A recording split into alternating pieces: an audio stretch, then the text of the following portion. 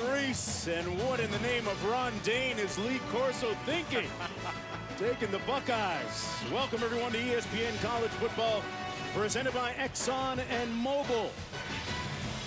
Suddenly brilliant skies, sunny skies above Memorial Stadium here in Norman as Kansas State takes on Oklahoma in a very visitors-friendly series. In the last 5 meetings, the visiting team has won the last 5 games. Mark Jones chopping it up alongside Rod Gilmore. Welcome back. Yes, after a hurricane week last week. Quinn Kesnick down on the field. Rod, how big is this game for Oklahoma, coming off a big win last week against Texas? Well, there is no margin for error for Oklahoma. They still want to go on a run and win the Big 12. They still have some hope that somehow they can sneak into the playoff if they get some help from another conference. But it is about Oklahoma getting healthy and trying to make a run. And it starts with Kansas State today. Oklahoma with an explosive showing last week on offense. D.D. Westbrook had 3 touchdown receptions, all of them for 40 yards or more. But a big developing story here. We are told that he will not start today for the Sooners. Well, as of 3 o'clock yesterday, local time, he was in the starting lineup. So between then and now, something changed. We don't know what. They're not saying what it is. We don't know if he will play soon after he is out of the lineup or if he's done for a while. No clue. We'll watch and see what happens. But he's been the best player on that offense the last 2 weeks. 5 touchdowns, 17 catches. Having him out of the lineup is a huge, huge loss for Oklahoma if it's for an extended period of time. Yeah, he's the reigning Big 12 Offensive Player of the Week. Kansas State winning the toss, deferring to the second half. The Sooners will get the football first. Last year up in Kansas, the Sooners perhaps played one of the best games of the season, winning 55-0. This is Joe Mixon, found an alley, and Mixon all the way out to the 38-yard line, giving them good starting field possession on the opening drive. It'll be 1st and 10 there for quarterback Baker Mayfield, a 6'1 junior out of Austin, Texas. Had a big week last week. 413 yards passing, 4 touchdowns, no interceptions. He was 43 of 60 against the Longhorns. Finished 4th in the Heisman voting last season. Is having another good season. Really does take care of the football and really can make plays out of the pocket, but is trying to be in the pocket a lot more this season. On 1st down and 10, he's going to hand it off to Samaje Perine. Perine, the team's leading rusher, brought down by Reggie Walker. And it was interesting that Walker had some comments pre-game and during the week about those Oklahoma running backs. There's Westbrook still on the sidelines on 2nd and 10. The Sooners going quick, and Mayfield running for the first down out near midfield at the 48-yard line, brought down by Kendall Adams. And now Westbrook has come into the ball game for Oklahoma. Well, the fact that he is in after the second play leads you to believe there was some sort of a disciplinary issue. He certainly looked good in warm-ups. He looks healthy, so it's not a health issue for him. 1st and 10.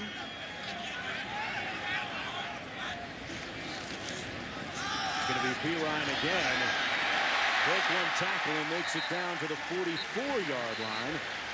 Samaje Perine on pace to become the school's all-time leading rusher, passing the great Billy Sims at some point.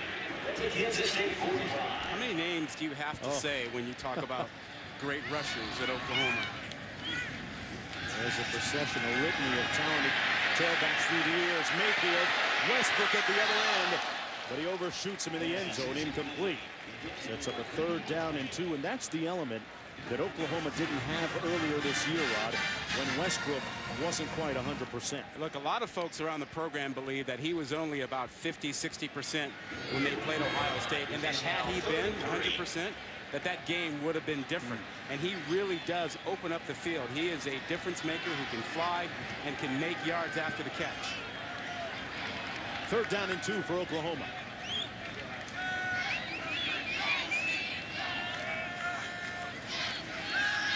Mayfield on the slant to Westbrook. Got it and picks up a 1st down at the 24. He's a tough cover, Rod. Shelley finally brought him down. You know, he said that when he was a kid, he used to play a game called Hot Wars. where you throw rocks at each other, and that's how he learned how to dodge rocks, and he developed his elusive ability to run. You never played rock wars? No, not with rocks. Might have taken a few hits, huh? Not quick enough. 1st and 10. Yeah, that's a high risk, high reward type of game. Yeah, it is. That'll make it fast. Give you motivation, huh? 20-yard pickup, 1st and 10.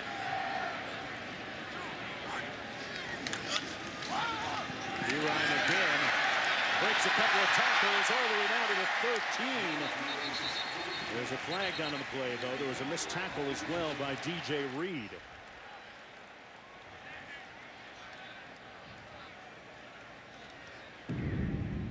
Holding offense number 78, 10-yard penalty, replay, 1st down. Let's go downstairs to Quint. D.D. Westbrook, after that last completion, was forced to come off the field by the officials because his T-shirt wasn't tucked in. Not a good thing when you're sent off for a uniform violation and your head coach meets you at the sideline. Wow. Uniform police out in full effect. You know, rough start to the morning. He gets benched as a starter, and then a uniform issue with the T-shirt, and Bob Stoops not happy. 1st and 20, Mayfield slings it complete. That's A.D. Miller with the catch on the far side of the field, brought down immediately by DJ Reed. An 11-yard gain on the play. Well, Kansas State has been pretty solid defensively as they get pushed back to their goal line. They tend to play a lot of zone down here, try to keep things in front, so tackling becomes really critical for them. You can't have missed tackles down here. #1 defense in the conference so far. Split backs. Out of the backfield, Piran. Great catch and a better move. Samaje Piran. Touchdown Sooners.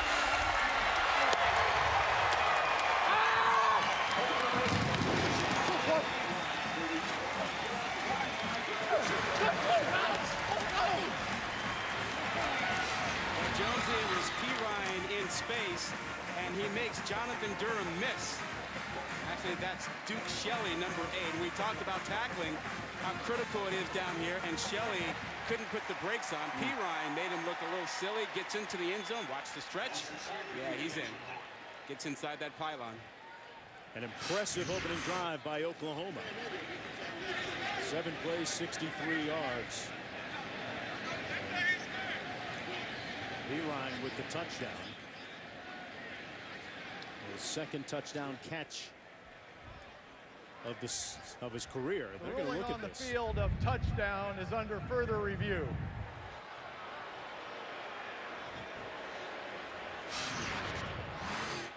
I wonder if the ball was controlled all the way over the line here, Rod. It looked like. Yeah, well, many players will lose the ball once they break the plane. It's hard to hang on to that thing unless you have really big hands, and you see him here reach it out. I think he breaks the plane before he loses the ball. I think that's a touchdown. He just has to break that plane. Must be indisputable video evidence to overturn the call on the field. The call on the field was a touchdown for the Sooners.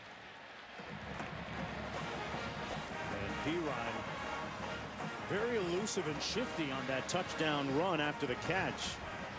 Pretty good for a guy that missed a lot of the spring because of ankle surgery in the early part of training camp. Well, give a lot of credit to Lincoln Riley, the offensive coordinator, for getting him in that position, setting him up in the open field in the flat one-on-one with Shelley, and liking his chances of Piran beating Shelley, not letting him get that open field tackle. Going to take one more look at this. Hey, if it were me in the replay booth, I'm confirming this. I don't need the indisputable. Yeah. To me, he's not out of bounds. That left hand with the football breaks the plane. That works for me. After further review, the ruling on the field stands. Touchdown. There you go. Sooners jumping out to a quick 6-0 lead. Piran mentioning that he had a big week last week in that win over Texas. How do you feel about a 2-play suspension by Bob Stoops to send a message to your guy? Work for you? It's It doesn't really do much, I don't think. You're tongue-tied on that. No, let's go back to Adnan. I'll think about that. Adnan? All right, Jonesy, thank you very much. It is indeed the Taco Bell studio update. Vanderbilt and Georgia on the SEC Network. This is Darius Sims here with the huge return. Can't quite go all the way, although Ralph Webb would punch it in. Just the second touchdown for Vanderbilt the first quarter of the season. They're up 7-0 early over Georgia.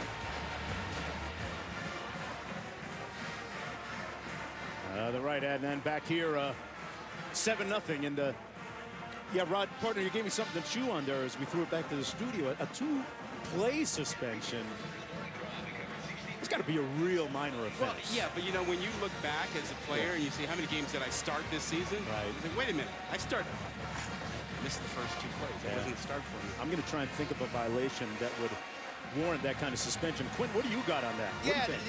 You want to start speculating when you're late for a meeting, late for a lift, late for study hall? It's got to be one of those type of violations, or maybe a repeated offense of something else. 2 plays, though. I mean, really. Well, Q, I'm assuming it had to be a meeting because he was a starter when we met with him as of 3 o'clock yesterday. So it had to be something after that time, I believe. And in fairness to him, it might not even be what we are calling a suspension per se. I mean, he didn't start. Regardless, Jesse Ertz coming out as the starting quarterback for Kansas State. 10-20 last week, 104 yards passing, and their win. There's a look at some of his numbers on the season. Ertz is 6'3" junior out of Iowa. He needs a big game today, and with both his legs, and he's got to make some plays down the field against a secondary that's had its issues this season.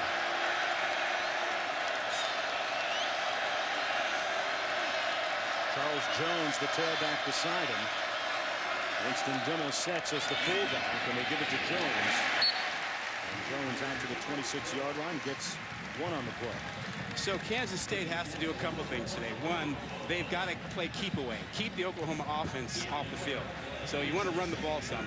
But the weakness of the Oklahoma defense has been the secondary. That's where teams have taken advantage, as you see Bill Snyder. So you got to make some plays down the field as well. So a lot of pressure on Ertz to make those 2 things happen.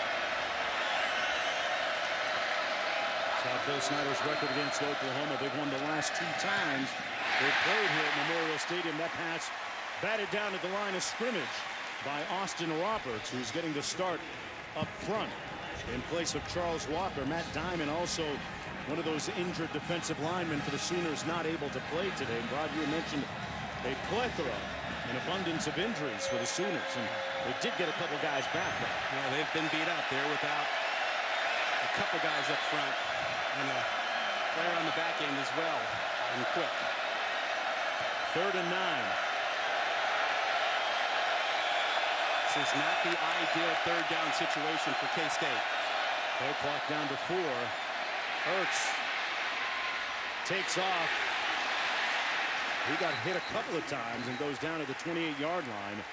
And a very brief 3 and out. Neville Gallimore making the stop for the Oklahoma Sooners along with Jordan Evans. And it's 4th down really quickly. Nick Walsh coming into punt for the Wildcats from his own 14. Westbrook back at his own 25 for Oklahoma. Walsh averaging a little over 44 yards per punt on the season. Westbrook going to get a chance here. Westbrook stopped up at the 27-yard line. Just underway here in Norman, Oklahoma. And the Sooners looking for a win here in their conference opener at home. Piron getting them off to a good start when we come back.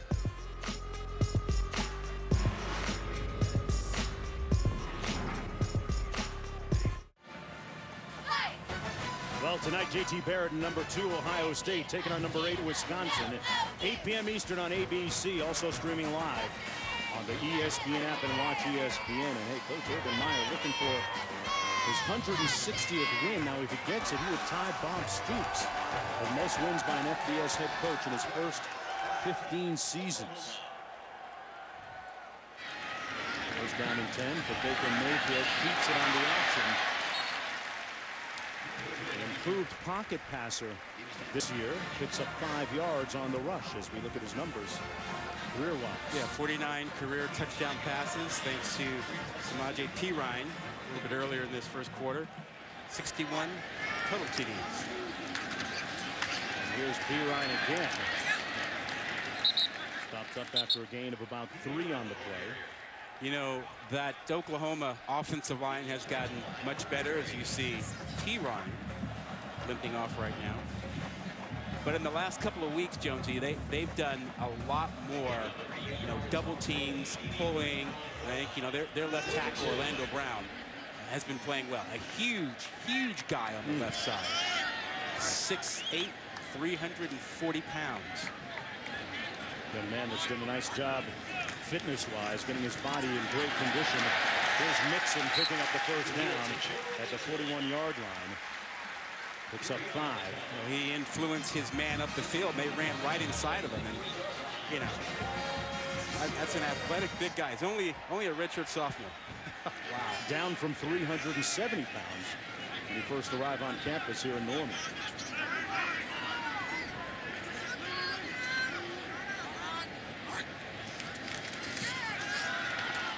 Westbrook makes the catch, brought down immediately at the 46-yard line. And Quinta, some good family lineage with respect to Orlando Brown. Yeah, he wears the size 16s, and he's got the wingspan that his dad did. You know, longtime offensive lineman for the Baltimore Ravens, Zeus.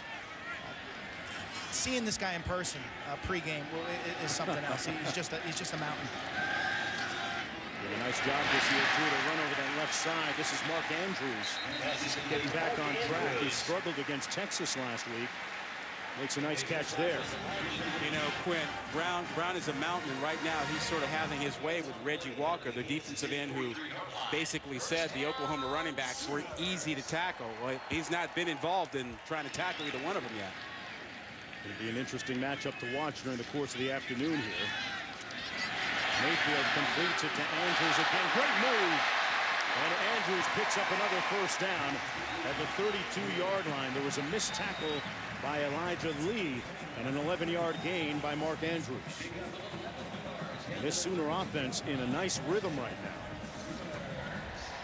Geno Lewis comes into the ball game for Andrews, who will get a breather. 1st and 10 from the 32.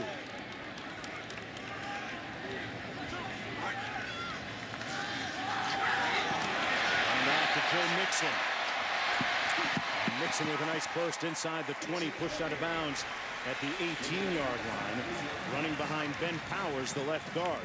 And he picks up 13 as Perine still a little shaken up on the sidelines, trying to seemingly walk off a little bit of that pain. Giving Mixon a few more reps here. And this K-State defense so intent on getting up the field. These draws and inside runs inside of those defensive ends is working for Oklahoma. Mixon again patiently waiting for a hole that doesn't materialize. Brought down at the 18-yard line. No gain on the play. Jordan Willis makes the stop. Willis leads the Wildcat defense with 6 sacks this year. He's one of those guys that likes to get up the field, so he and Walker together coming around the edge. Oklahoma has said, fine, come on up. We're just going to run inside of you. And that's been effective this drive. Winners with a couple prolific tailbacks in Perine and Mixon on the season. 2nd and 9. A predetermined quarterback run. Mayfield got one man to beat and pushed out of bounds right around the 10-yard line. He stared right at the safety, Kendall Adams, who pushed him out. 3rd down coming up for Oklahoma. 3rd and 1.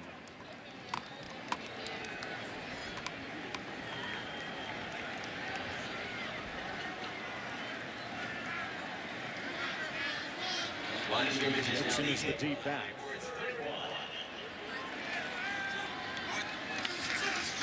Going to be Mixon off the right side. And he gets enough for the first down. It's going to be 1st and goal.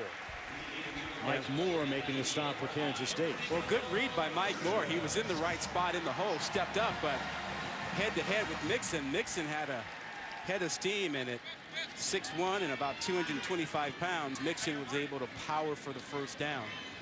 Mixon, a guy that the scouts say is going to play on Sundays. This is the 11th play of the Oklahoma drive coming up, marching it up and down the field against the conference's #1 defense. Early in the game, Mixon tried to cut it back, was met with resistance. Right at the 7-yard line, Jordan Willis with another tackle. No gain on the play. 2nd and goal coming up for Kansas State. Well, you're getting into passing situations, and again, Kansas State does not like to play man coverage down here. So I look for some kind of combination route by Oklahoma, try to rub a guy off, to drag a couple guys across the middle. Got A.D. Miller, number 13, a tall receiver at 6'3".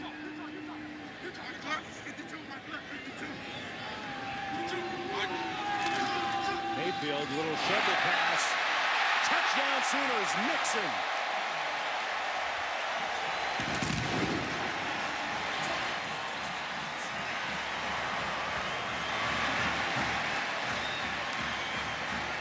Boy, they made it look easy, Rod. It was. And maybe to celebrate his 50th touchdown pass, they ought to give Baker Mayfield a shovel for that shovel pass. Plate that thing. What an athletic move. Nixon leaping over Barnett. Extra point good, and Oklahoma Sooners an impressive beginning here at Memorial Stadium in Norman. They lead 14-0. Pirine and Mixon and Mayfield.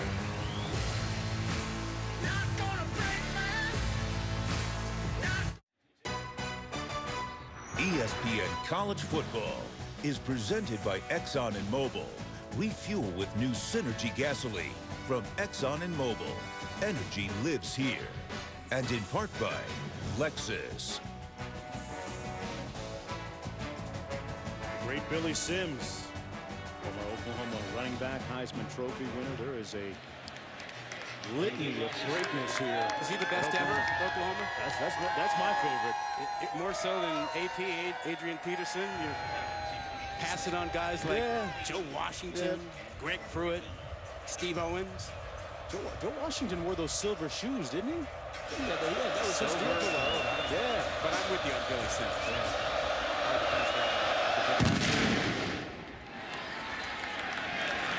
Jamel following. And Pringle had a kickoff return for a touchdown last week. Not close this time, brought down at the 11 as we take a look back with our Napa Auto Parts drive recap. Well, Oklahoma has taken advantage of the aggressiveness of Kansas State. Those ends rushing up the field. They've just run everything back inside of them.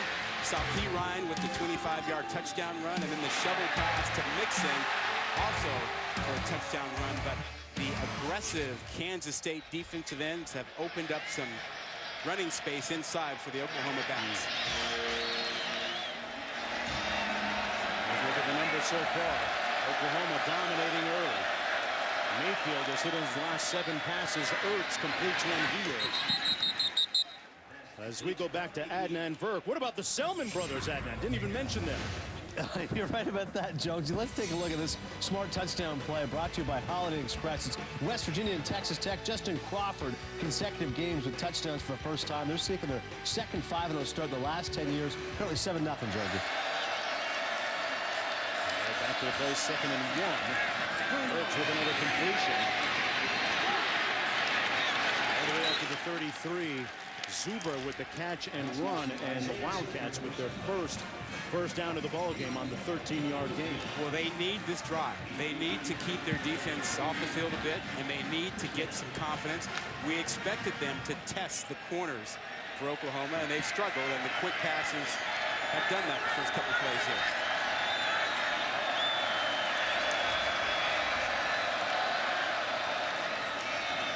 Hands it off this time. Nice look back by Justin Silman.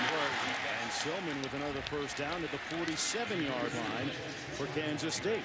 He picks up about 15. Hey, Jonesy, take a look right here. Watch the great block you get up front from Johnson, 56, and get some help from Reisner, 71, as they ride the nose guard out of there. That's a really good job of creating some space inside. Selma had a great season last year for Kansas State. Offense sophomore out of Tulsa, Oklahoma.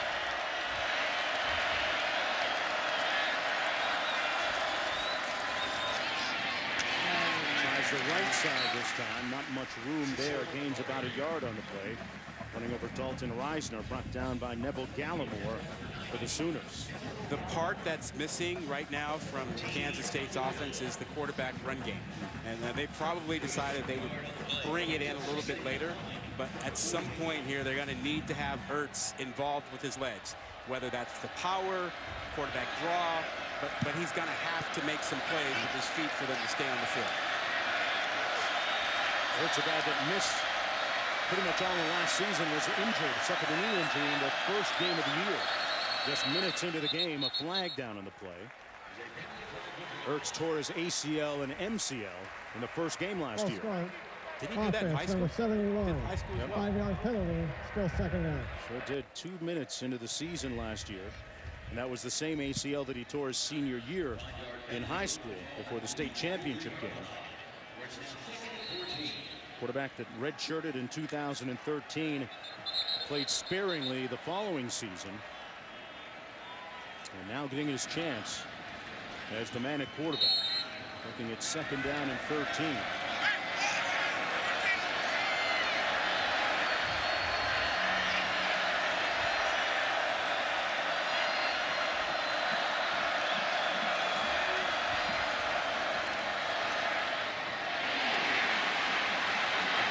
Keeps it himself. A nice run into Oklahoma territory. Looks like he got enough for the first down with a 13-yard run as we go down to Quint. Mark, you saw prior to that play, the football actually rolled where the referees had to go corral it and reset it. It is windy today. Winds out of the south at about 22 miles an hour. It's warm.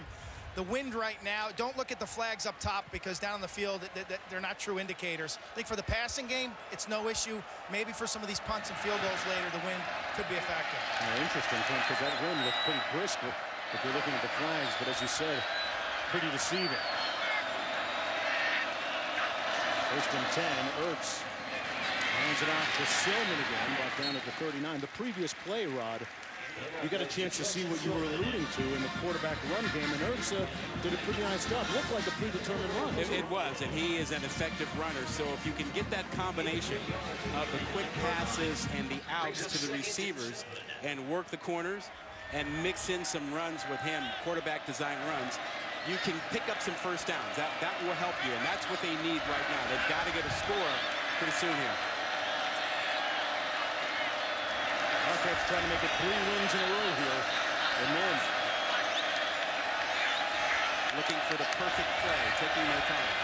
1 second to go on the play clock. Ertz fires, completes it into the boundary to number 6, Deontay Burton, working against Jordan Thomas. You know, Ertz had only completed 49% of his passes coming into this game. And this is the kind of game that demands that he completes something around 60% or so. A lot of short passes, receivers forcing the corners out there to tackle.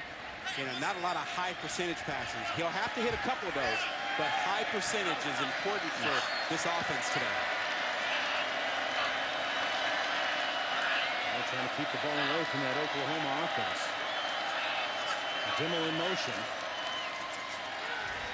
Ertz looking into the end zone and overshoots his receiver Byron Pringle, who was open. He had a step on Thomas, but there's a flag down on the play.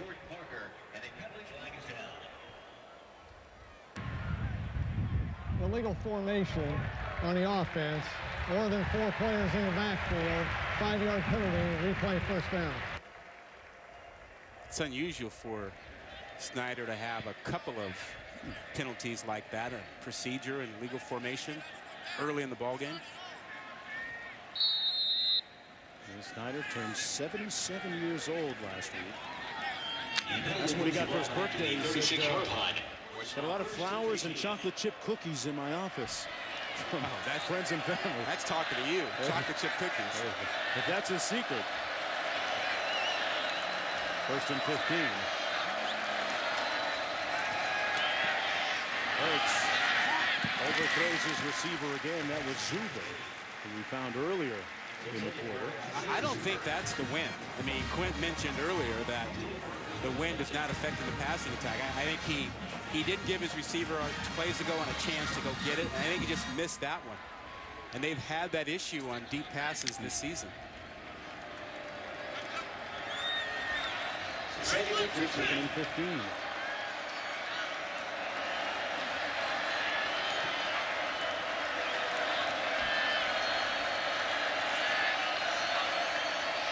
Oklahoma coming with a blitz. Didn't get there in time, and Ertz making the pay with a completion to the 27-yard line to Corey Sutton, who beat Jordan Thomas to the ball and picks up 8. So Oklahoma getting a little heat on the quarterback. A good poise by Ertz. Manageable, much more manageable 3rd and 7 as opposed to what they were facing before. And again, now you've got a choice. If you're thinking 2 downs, you still have the option of quarterback runs in here. 10th play of the drive for the Wildcats. Play clock down to 4 already. Ertz complete at the 18-yard line to Burton. They pick up the first down. He's got man coverage, and he just runs a quick slant and keeps the corner on his backside. Makes a great catch. And talking about Burton, who had a 99-yard, 97-yard kickoff return last week. 51 consecutive red zone trips with a touchdown or field goal. That's number 1 on the FBS. 1st and 10. Little receiver screen, incomplete. Juggled and almost intercepted. Zuber couldn't squeeze it. You know, Jonesy, you mentioned the red zone numbers as you take a look at this quick screen out here. It's a little bubble play and couldn't hang on to it. 51 possessions inside and scoring. That's pretty good. Now, the efficiency you look for, what percentage of touchdowns do you get? And they've been just under 70%, right around 70%. So that's a really good number. It tells you whether they're getting field goals or touchdowns. They've come away with points, and they've been efficient down here. 2nd and 10. Ertz kept it and picked up a yard. It'll be 3rd and long as time winds down on the opening quarter of play. It's a good drive. They've given their defense a chance to rest and figure out what they've done wrong the first 2 series. They've got a chance to put points on the board, and they're still alive. Well, going back to the last 5 quarters, Oklahoma 69-0 advantage. That's the end of the first quarter of play. Crimson and cream, sooner born, sooner bred. And as they say, when they die, they're sooner dead. Back for the second quarter after this.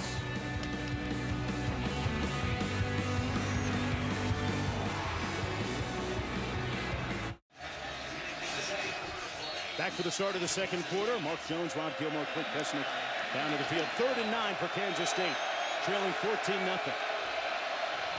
And a matchup out there. Looks like single coverage. Pringle at the top of your screen. Instead, Ertz comes underneath, complete down to the 13-yard line. That's Charles Jones with the reception, setting up a 4th down for Kansas State, a pickup of 5. Got to kick it, don't you? Yes, you have to think at this point. Well, that was the 13th play on this drive.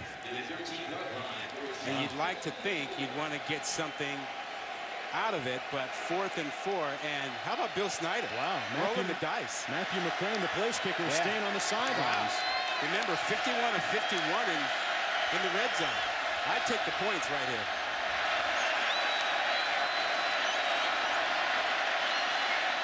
Kansas State going for it on 4th and 4. Wide open.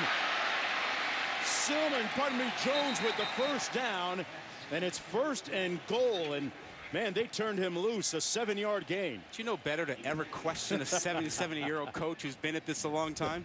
He knew exactly what he was doing. Oh, that sage wisdom of Bill Snyder, 25 years in Manhattan, Kansas. Setting up a 1st and goal. Certainly, he felt like they needed to get 7 points out of this to hang in there, that he didn't feel good about 3. And going into the Wildcat formation here. Dimmel going to get ready to take the snap. Takes the snap and goes over the left side. Not much room there. Gang tackled and pushed out of bounds shy of the 5. Ahmad Thomas, the first guy to get there. That was Winston Dimmel. Well, Dimmel is the fullback. That was his 15th carry of the season. He has 6 touchdowns. He's used in these situations, and he is the son of the offensive coordinator. Hey, Dad, can you hook me up? Get in that end zone? What's that position meeting like? 16th play of the drive coming up for Kansas State. Longest one of the season.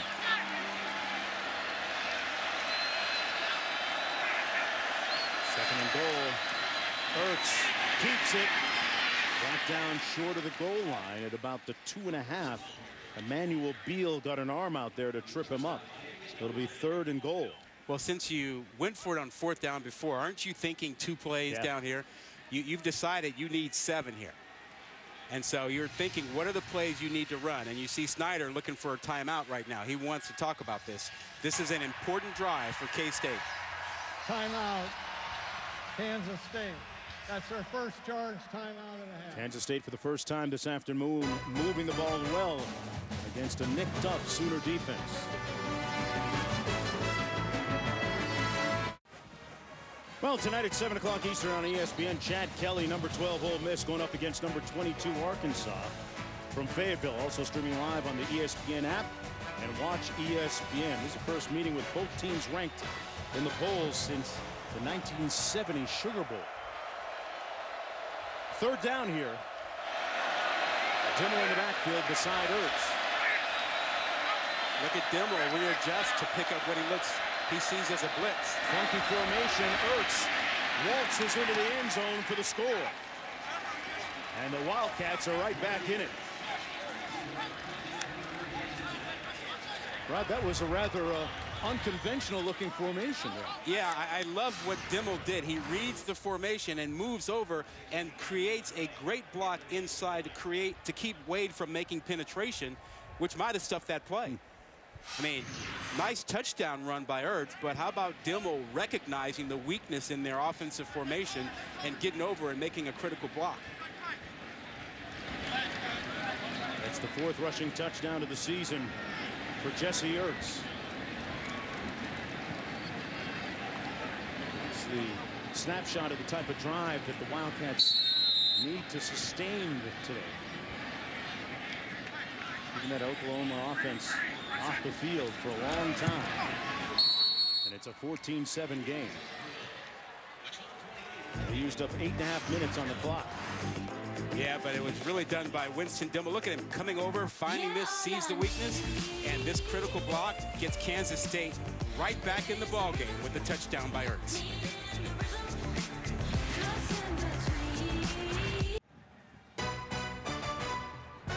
ESPN College Football, brought to you by Napa Auto Parts. Keep your ride running longer, stronger with Napa know-how. And the new Volkswagen Golf All-Track, soon to be everywhere. Giving you a little backstage pass this week inside of college football, and look at the journey of the football, or footballs, and how they make it to the game. Both teams showing up with a number of footballs, taking it inside the officials' locker room to be designated with the X and signed. And you saw Oklahoma brought in a bag. Kansas State brought in 4 bags of footballs.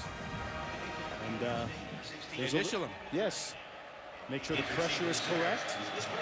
And there's an interesting nuance that goes on here in Norman.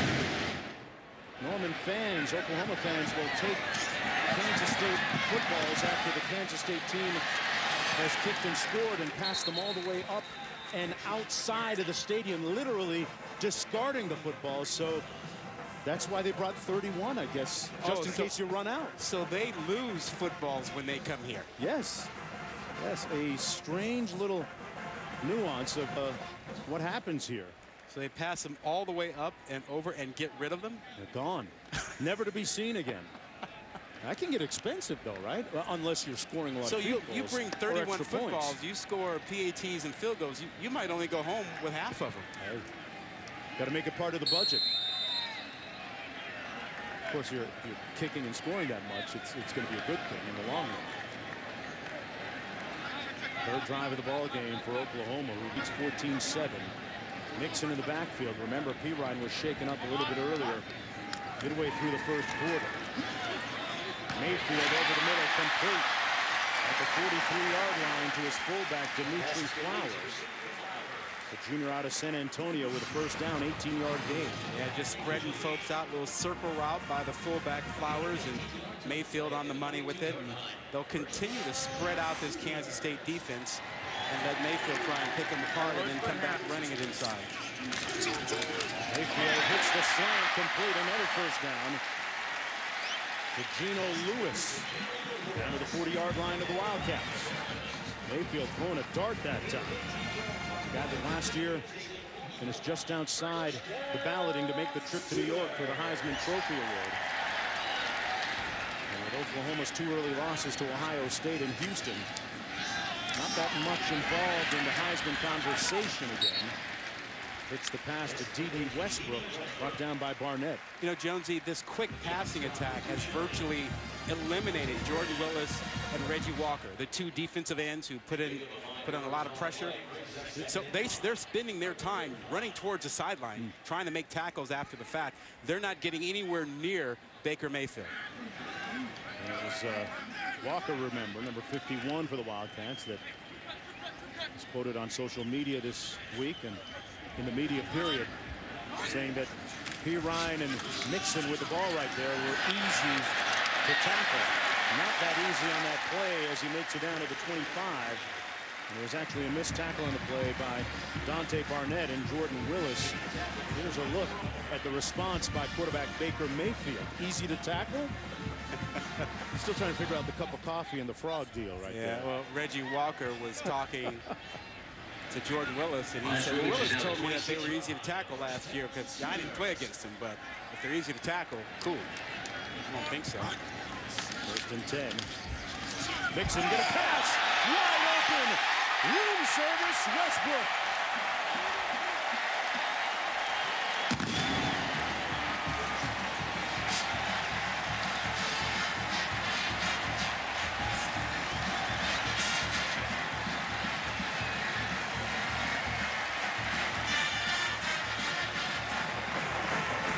Lincoln Riley had a little smile in his eye yesterday, Rod, when we asked him about potential trick plays.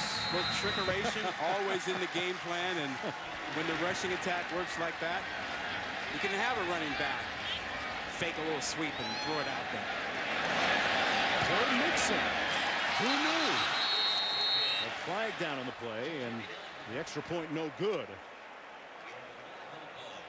Looks like we're going to have an offside call here. Offside. Defense number 10 will replay the try.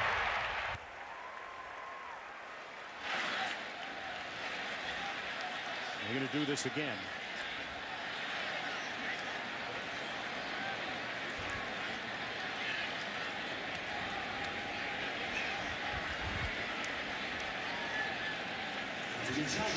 Is that dynamic duel just hooked up? A little trickeration, touchdown pass.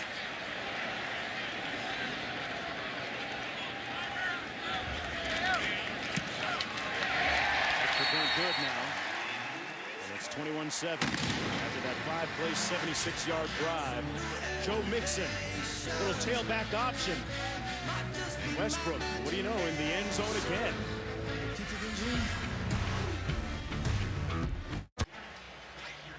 Well, celebrating its 12th year sponsoring the Good Hands Field Goal Nets, Allstate makes contributions to participating universities' general scholarship funds for each field goal and extra point kick. To date, Allstate has contributed millions in scholarship funds. Back here at Memorial Stadium in Norman, Oklahoma. Sooners leading 21-7. Mark Jones, Rod Gilmore, Clint Kesenick down the field. Joe Mixon with a pass for a touchdown a moment ago as the 3-2 Sooners lead it by 14 points in this their Big 12 opener at home. From the goal line, it's Pringle. Kickoff return for a touchdown last week.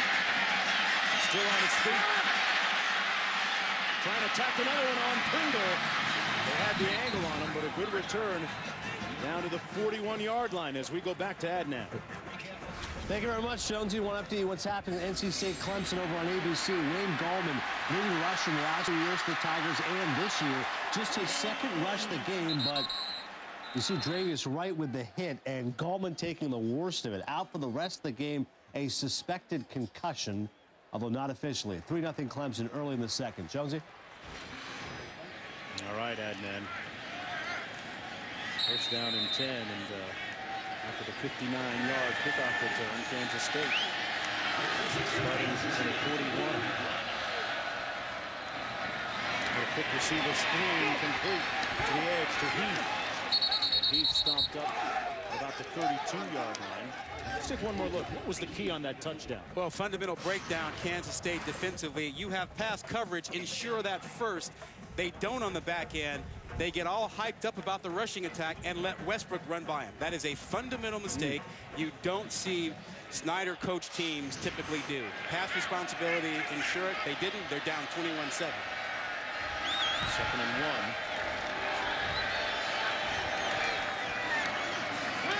Hurts keeps it himself. Great burst of speed down the sidelines and tiptoes out of bounds at the 12-yard line. And there's the quarterback run game again helping them out. Yeah, it's that formula we talked about. The quarterback run game and then the quick passes out to force the corners to tackle and cover. And Kansas State has been working that the last 2 series, and it's working for them. That formula is alive and well. Ertz outrunning DJ Ward that time, one-on-one. Picked up 20 yards.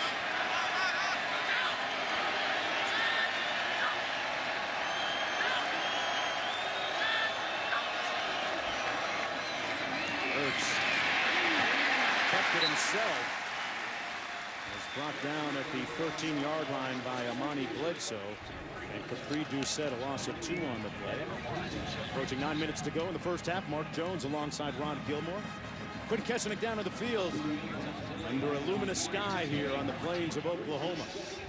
Hey, Sooners leading 21-7. We were talking earlier about kicking field goals and that Kansas State seems to believe, look, that's out the door. They really got to get touchdowns here to keep pace with Oklahoma. Doing it 3s at a time might not be the formula for success. Jones. Check that. That's Alex Barnes. That's in the ball game. Picked up 6. 3rd down coming up. What do you make of Oklahoma's defense so far? A little bit short-handed, but fill in the blank for me. I think the last couple series they've struggled. You know, they're missing a couple guys up front. Walker's out. Matt Damone is out. And this defense has been beaten up. They had 5 starters out last week. Kansas State has found the right kind of formula with the quarterback run game to challenge them. I think they're feeling confident right now. Maybe the Wildcats went for it on 4th down last time when they were this deep. Ertz, plenty of time, and now under heat. Got away once. Into the end zone. Incomplete.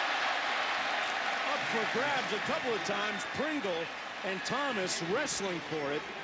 Ertz took a hit in the process. Yeah, Ertz stayed alive, and he's down from the hit he took, but Pringle saved a pick. Now, Jordan Thomas appeared to have a better shot at it. Yeah, Thomas is a highly rated NFL prospect. Todd McShay has him projected as a possible 1st-round pick. And he looked like he was in position to grab this. Watch Thomas as he tries to get this ball, but Pringle comes back and knocks it away.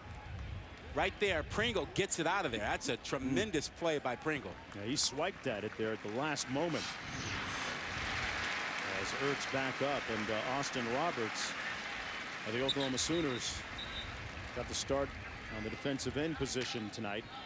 He's shaken up as well. Well, keep in mind now, Ertz has to come out. You've got a 4th down, so you've got to kick a field goal. It's a little tough to bring in your backup quarterback, Hubner, who's been sitting all day, and try and run a 4th down play. McCrane coming in for the field goal from 25 yards out. 8 of 11 this season. Make it 9 of 12, and Kansas State still pretty proficient in the red zone. But We'll see how Ertz is and if he's able to continue when we come back on the other side. Well, kick off your Week 6 NFL Sunday with us on ESPN, 10 a.m. Eastern, NFL Insider Sunday edition. Then at 11, the Sunday NFL Countdown crew takes you right to kick. Both shows streaming live on the ESPN app and watch ESPN. And interesting time-lapse video from an early kick here, 11 a.m. Central Time. And there's an early crew call. I'll tell you. What do you consider early? During school nights, it's usually 6:20, 6:30 a.m. It was about that almost this morning. Adnan, what time you up? Back to you. Jonesy, I'm with you. 7 on a hook around that time. West Virginia and Texas Tech. It's time for Patrick Mahomes to make some magic. This is on 3rd and 29, and he completes to Giles a 44-yard touchdown. Giles' 8th touchdown of the season. 10-7. Mark, back to you. All right, well, Mayfield certainly got his espresso shots because he was wide awake at kick today, and he's been hot. Yeah, K-State could use that as well. And Quint, I got to tell you, the game plan defensively for K-State is not working. I think it's time to mix it up.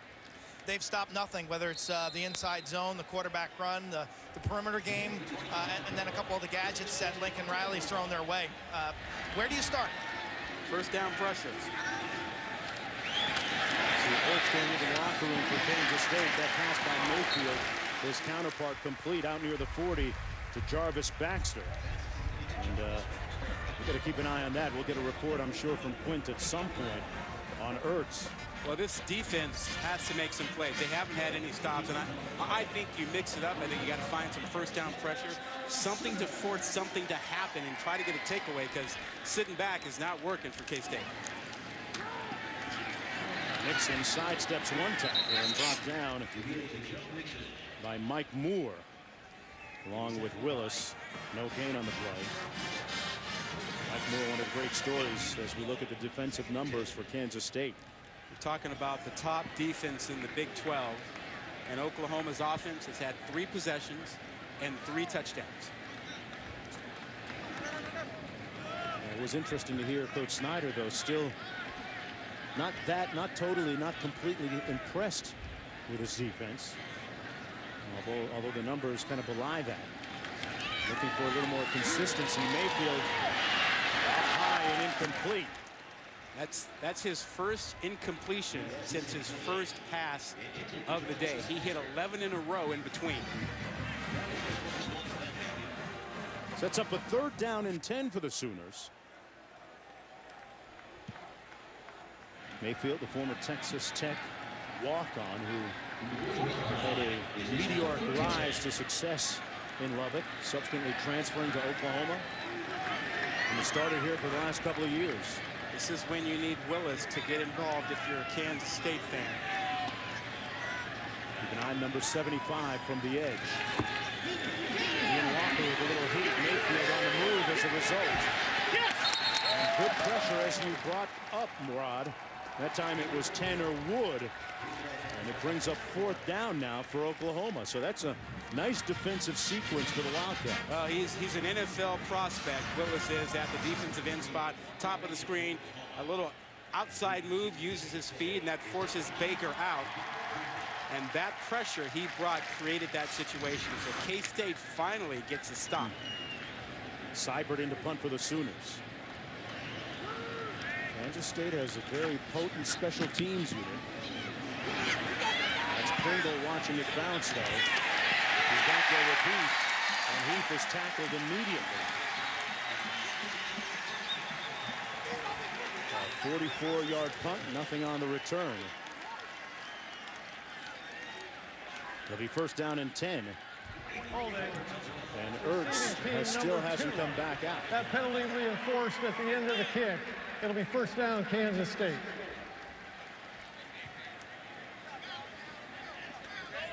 Let's see who comes out and takes the snap now for Kansas State.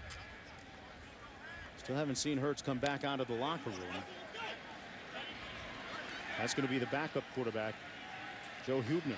Yeah, Huebner, you see the numbers, 48.7%. And he started this game last year and struggled. They did not throw the ball well against Oklahoma. Actually, they did nothing well last year in that 55-0 woodshed game. You try and heat him up here, bring a little heat on him? Or? Well, I think Oklahoma would, but I don't think there'll be a drop-back pass here. I think they'll go run game, and he might get involved with it. Hudner throws it complete, just shy of the 20-yard line to Zach Reuter. So he completes an 11-yard pass on his first play. Pretty poised. A nice little start. They faked the quarterback run game, their little cheat play, and then allowed him just to throw behind the linebackers who came flying up thinking it would be a quarterback run.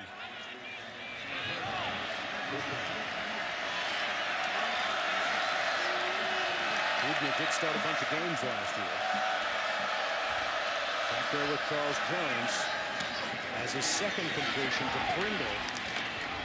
Trying to tiptoe down the sidelines and pushed out of bounds just shy of the 25 at the 24 by Obo and Jordan Thomas. We watched tape of Oklahoma. We saw Ohio State. We saw Houston. We saw Texas all go after the corners. Now, Jordan Thomas has played pretty well at times. Parker, Cobb, and other guys who've been banged up and had trouble tackling in space. In K-State, throwing those screens to try to get their receivers to make the corners miss. On 2nd and 6. Jones, not much room over the left side, running over France and Ash. Stephen Parker there to make the tackle on the gain of 2 by Kansas State. 3rd down coming up for the Wildcats.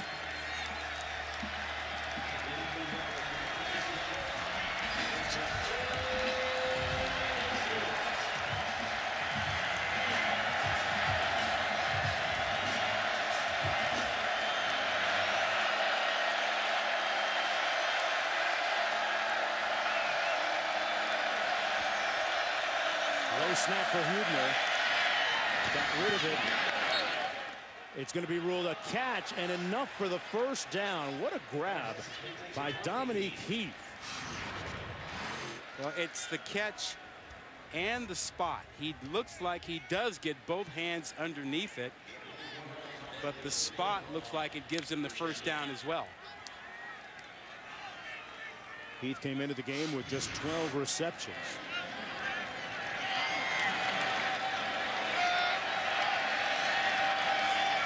Hands it off. Actually, he passes complete to Isaiah Zuber. I'll tell you what, for a guy that's coming in cold, Hubner's, gotten them out of the shadows of their own end zone and moved it decently. He's done well. Here comes Ertz back onto the field, and they had that one set up. Had Hubner gotten that ball up a little bit, they had a chance to make some good yardage. So they'll come back to it. Dana Dimmel, the offensive coordinator, putting Hubner in a position to be successful here. With some quick, makeable passes under duress and sacked back at the 25-yard line by Romar. Well, they ran a stunt with Okoronkwo coming from the outside in, and that opened up things on the other side, as you see 92 Romar getting in there, but they ran a stunt, confused that line a bit. Loss of 6 on the play.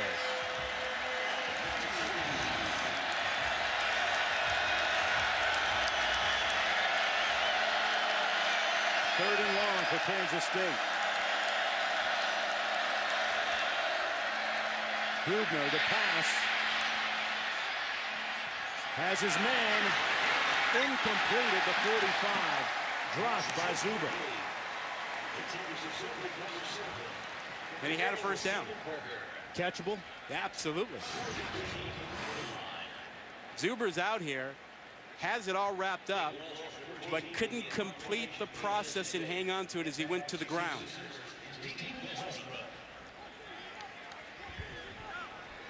Yeah, that was a big throw. Hudner knew it, wanted it. That would have been a big 3rd down conversion. Hudner trying to stay on the field. Instead, it's Nick Walsh with the punt. Westbrook watching it bounce out of bounds at about the 35. Now let's take a look at our blimp-worthy play brought to you by Goodyear. And Pirine with the game's first touchdown. Mixon The shovel pass. And Mixon again. A little trickeration to yeah. Westbrook. That put him up. 21-10 now. This Oklahoma offense looked like they had it rolling. And you know what? If this Oklahoma team is healthy, they get enough back on defense, the way this offense is rolling, it's conceivable that they could run and win the Big 12. The playoff depends on what happens in other conferences. Well, we haven't had a two-loss team get to the playoffs. So they need another conference champ to have 2 losses to be in that discussion. Mayfield and beats it underneath to Mixon. And Mixon doing some work here, folks. Brought down. Good tackle by Mike Moore in the open field. Mixon, the 6'1" sophomore, picks up 22. And since his injury, we haven't seen Samaje Perine. As Mixon getting the bulk of the carries and the catches. Great move. And now putting his hat down to the 22-yard line. And this tackle by Elijah Lee and Dante Barnett. And watch him pull the right guard and the right tackle, lead up, and then Mixon finding the hole back inside. He makes people miss. Mayfield complete again. This time to the tight end, Mark Andrews. Andrews brought down by Donnie Starks, picks up 4 on the play.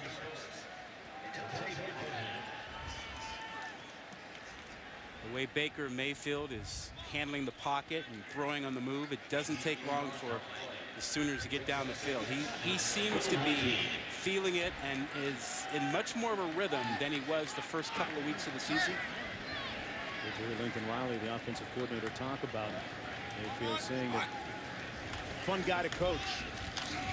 Getting some good results in the last several games. That time to Mixon. Brought down by Jordan Willis. And let's go down to Quinn. Yeah, clock management right now for Oklahoma is critical here. They got 3 timeouts left, 1:20 to go. They don't seem like they're in a rush, which is good. Kind of milking this clock would be terrific for Sooner fans if they could score and leave very little time on the clock. I'm surprised Kansas State is not using some timeouts here, perhaps. It's an interesting point here. 3rd and 4. Little receiver screen. Westbrook bottled up well defended that time by the Wildcats defensively. Lee up there to make the initial hit, and 4th down coming up for the Sooners. Yeah, that's a huge 3rd down stop. That dismisses everything with the clock management trying to get into the end zone here, and now you've got a field goal attempt. That was critical for Kansas State to get a stop there. Otherwise, you're looking at another touchdown from Oklahoma. Instead, Austin Seibert comes in to attempt this field goal. He's 5 of 8 on the season. This one from 34 yards away.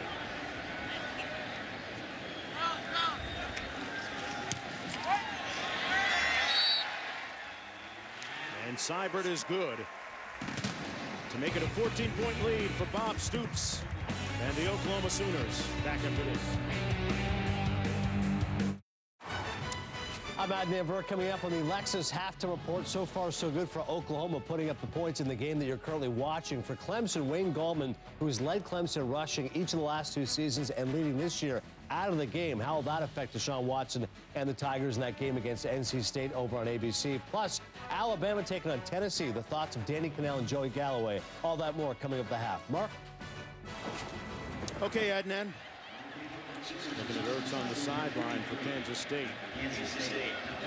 Missed that last series. The Wildcats will get the football back for a little bit for what's remaining here in the first half. Let's see if he comes back out, and it looks like he will. He was shaken up earlier this quarter on this play. Yeah, he takes a shot to the numbers. And I don't know if it was the shot or the way he fell, but he didn't play the next series or 2 after that. And now you think about the 3rd quarter. You see his 7 rushes for 40 yards. He's done well with the quarterback run game and the quick passing game. Kansas State gets the ball to start the 3rd quarter. So maybe just get him used to being back on the field and see what you can do to start the 3rd quarter.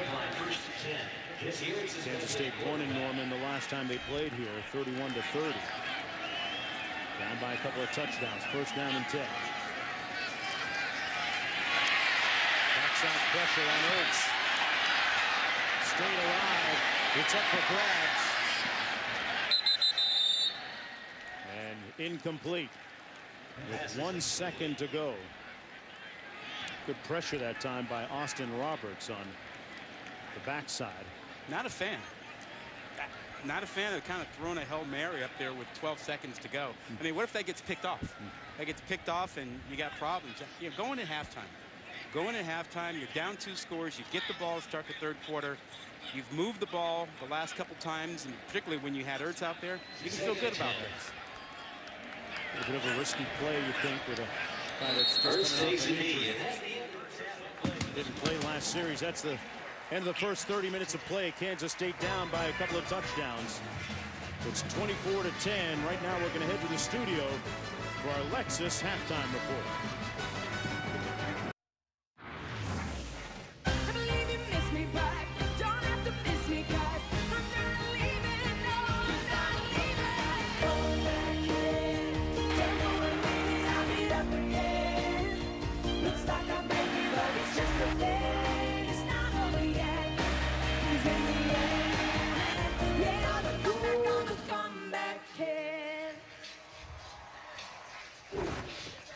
And welcome back, everyone, to ESPN College Football, presented by Exxon and Mobil from Norman, Oklahoma.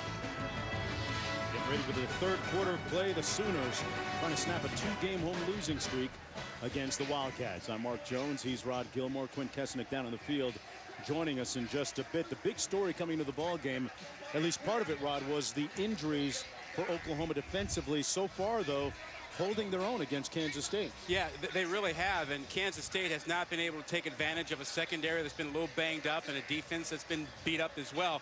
No big plays out of the passing game for Kansas State, and I just think when you think about how they get back in the ball game, they're going to need a couple plays down the field, and they have to stick with the rushing attack. And Ertz coming back, he's played well. I mean, he's completed about 60% of his passes, short passes. He's run it well, but they need some big plays down the field. And if you're Oklahoma, keep doing what you're doing. Sooners offense has been prolific all year. Stops is what has been the concern at times, and the Wildcats going to get an opportunity. Pringle, the reigning special teams player of the week in the conference, out to the 22. Q, what did Coach Snyder have to say? Tackling and getting pressure on the quarterback, critical keys and things that need to change in the second half if Kansas State's going to have any chance in this ball game. He said they've tried to change their pressure packages, but he said Oklahoma's done a nice job of picking that up and then going to the quick game.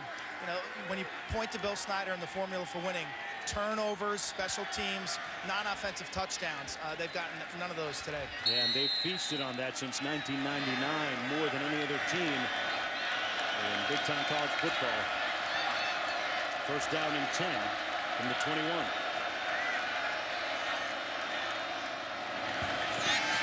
Ertz way off, incomplete, intended for Winston Dimmel. He missed that one by a bunch. And looks over at the sideline. You wonder about his health. Yeah, he may not be right. Yeah. And he was so far off on that one. Yeah, it's a good thing he waved himself off the field. I mean, he missed this by a bunch. Watch this throw. He's not even close. He's off by 7-8 yards. So whatever is bothering him is on that right side. Huebner back in. He played the majority of the second quarter. Tipped up and incomplete. Quick slant intended for Dominique Heath. And it'll be third down coming up. There's a look at Huebner's numbers from the first half. Yeah, he threw the quick game pretty well. They did not really run him. He is a pretty good runner. Don't expect that third down here. This is a tough situation for K-State. They're not really third and long, drop back passing kind of team. Huebner, and he misfires, incomplete at the 40, intended for Deontay Burton. And it's a quick 3 and out, using up 20 seconds on the clock to start the third quarter for Kansas State. And that all started with Ertz and the apparent continuation of his injury. You see him there talking about, I tried to throw it straight, and it went to the right, so I don't think I'm right. Fourth down and punt by Walsh. Tackle made on Westbrook at the 38-yard line, a 40-yard punt. Nothing on the return. Change of plans for the Wildcats at the quarterback spot when we come back.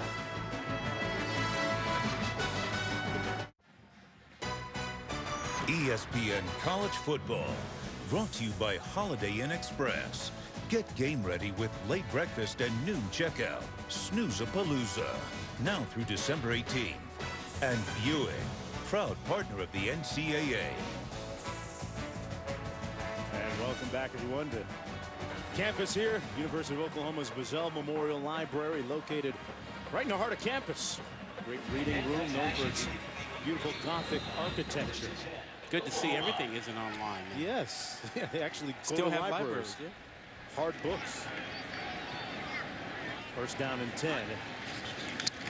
Mayfield, quick three-step drop. Westbrook at the other end of that pass, right near the first down marker, working against Duke Shelley. Great anticipation. He threw that 2 or 3 yards before Westbrook made his move to the outside. We heard Quint talk about the lack of pressure on Mayfield. He's getting the ball out very quickly. First down and 10 after the catch. Mixon in the backfield. For the 12-yard gain. It's Mixon over the left side. It's been Mixon since the middle of that first quarter. Quint, what's up on Pirine? Well, if fans weren't with us, he limped and hobbled off the field in that first half. The training staff looked at his right ankle and then his right knee. He still remains on the bench. He's in uniform, but his shoelaces are untied. He's got no helmet. There's no ice anywhere near him. I think if he were needed, he could play, but otherwise, he's going to sit this one out. Second and 10 for his leading rusher on the sidelines. Mayfield, wide open. Westbrook couldn't catch it. It was thrown behind him, and they both wish they could have that one back. We've seen Westbrook run free earlier and kind of another blown coverage. You look over there, Shelley gets turned around, has no clue which way Westbrook is going, and this ball is just thrown behind him. And Mayfield could have put it more towards the middle of the field and let him just walk towards it and stroll into the end zone. You saw the tail end of Mayfield's reaction after that near miss. Third and 10 as a result. Mayfield incomplete. No flag on the play. Mark Andrews, the intended receiver, and what could have been a touchdown. Series ending with Mayfield limping off the field. Yeah, K-State brought pressure, and I thought that as Mayfield stepped up, the pressure limited how far he could step up, and I thought he took a little awkward step there. That's a win for the Wildcats defensively. Just underway here in the third quarter. Each team has had the ball once. Fair catch ball right near the 10-yard line by Dominique Heath. Hey, folks, tonight, J.T. Barrett and number 2 Ohio State taking on number 8 Wisconsin at 8 Eastern on ABC. Streaming live on the ESPN app and watch ESPN. Urban Meyer looking for his 160th win. If he gets it, he'd tie Bob Stoops for most wins by an FBS head coach in his first 15 seasons. As we take a look at our AT&T top 10 poll. Hey, check it out. You've got 4 Big Ten teams in the top 10. 4 of them. And Ohio State arguably might be the best team in the country. I know, sacrilegious not to have Alabama number 1. Possibly. This is Jones with a nice juke for the first down. Who are you taking tonight between Wisconsin and Ohio State? We saw Lee put the Buckeye headdress on. Well, if Ron Dane is in the house and they brought all the other stars back, Wisconsin can keep it close, but I like that Ohio State team. I think they're really good, and I think people haven't quite picked up on how good they are. Like Alabama, big too over Tennessee. First down and 10. Tennessee has been involved in some miraculous finishes this year. Jones over the left side with a straight arm on Ahmad Thomas, but he picked up 7 on the play. Jones last week had 128 yards and a touchdown in that win against Texas Tech.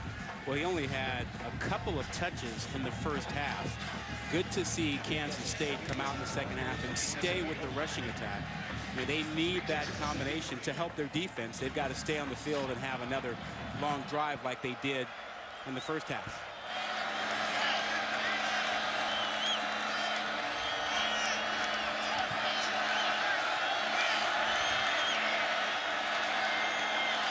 On 2nd and 3. Huebner, the backup quarterback in, hands it off to Dimmel, and Dimmel brought down right at that first down marker. Let's see where they're spotted.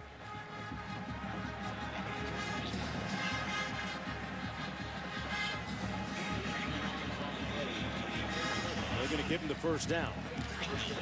Gain of 3. Ertz on the sideline. Hurting on that right side.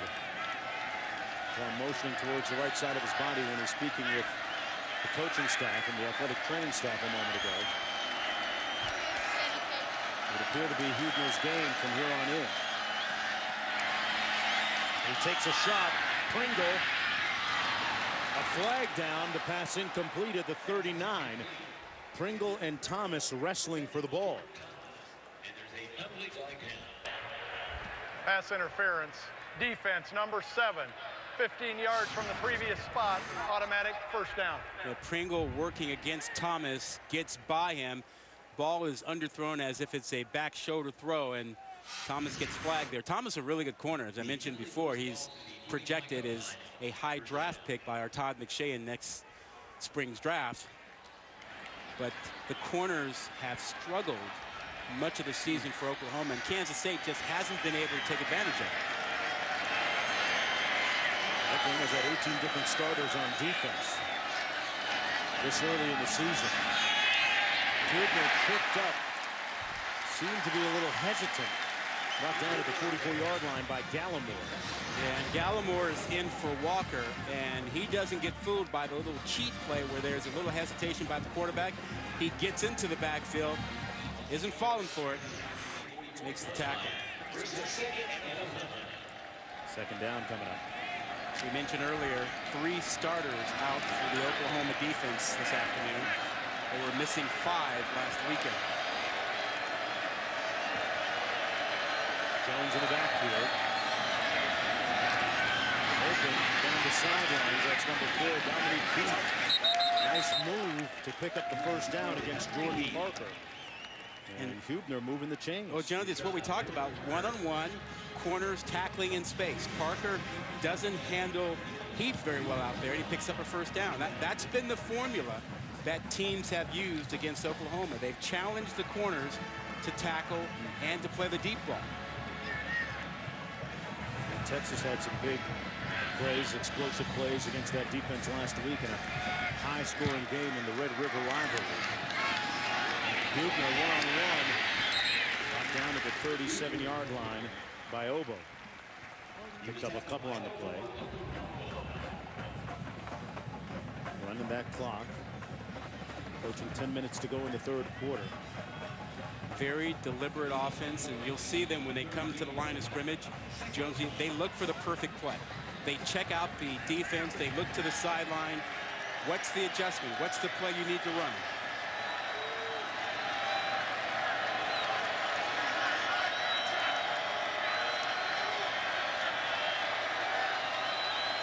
Second and 8. Jones over the right side, brought down on the 32 by Neville Gallimore. Got 5, sets up a third down and about 3 to go.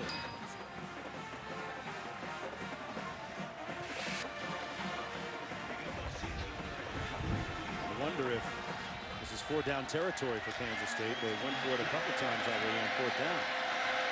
On the fringes of field goal range.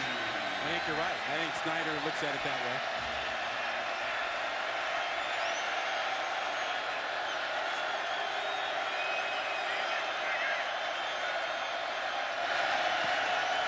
Jones.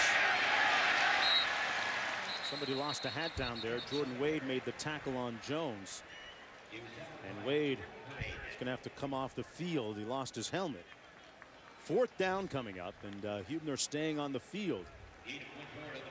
Well, you called it. I mean, Snyder went for it on a 4th down in the first quarter, and that ended up being the right decision as they picked up a touchdown on that drive. And here's a 4th and 2. 1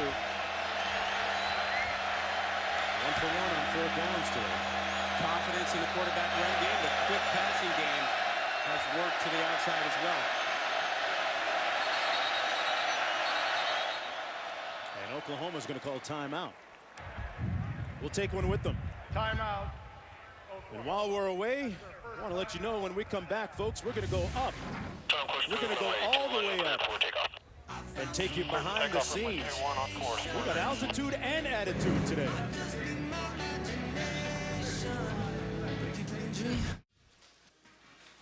Welcome back, everybody, and time for our backstage pass. Hey, ever wonder how those elaborate flyovers are coordinated? Time course approved, runway 21 cleared for takeoff. Clear for takeoff, runway 21 on course, 40 uniform. We're running further behind. 32. Copy, 30 seconds behind. I see them, they're coming. Sounds like timing's perfect. He says, here they come, so they can see you. Looks great. Perfect. Awesome. Tell you what a great scene earlier at kickoff, right prior to kickoff, as those planes, those AT-6G planes flew overhead, part of our backstage access. That was awesome. 4th and 2 on the field. Hubner piloting this offense, incomplete, and the Sooners will take over on downs. It was intended for Byron Pringle, and that pass was nowhere close to it. Yeah, well, credit to Jordan Parker. He did a nice job out there in Pringle. He's in press coverage. He rides him, stays with him. A little hand fighting. Nothing wrong with that. Nothing wrong with that. That's a good play out there by the freshman corner. That pass didn't even get in the vicinity where Pringle could potentially make a play on it. But this Sooner defense, which has been beleaguered in the early part of the season, besieged by injuries, survives there. Kansas State now 1 of 2 on 4th downs. 1st and 10 coming back the other way. Mayfield hands it off to Mixon. Mixon pushed out of bounds by Kendall Adams, but a nice gain on the play of 8 yards. Well, that's a really potent partnership they've got in the backfield when Perine's healthy along with Mixon. Well, yeah, you're right. I mean, Mixon complements him. He can run inside. He can catch the ball. Run it again, and Mixon getting another opportunity, stopped up right at that 1st down marker. You know, I just feel like Kansas State defensively, they have to take some chances on the early downs. They've got a 3rd and 1 here. If Oklahoma converts it, I just think 1st down, you got to get a negative play. You got to bring a little bit more pressure. You've got to find out about Mayfield's mobility since he limped off the field that last series. They'll be a little bit more aggressive. 3rd and 1.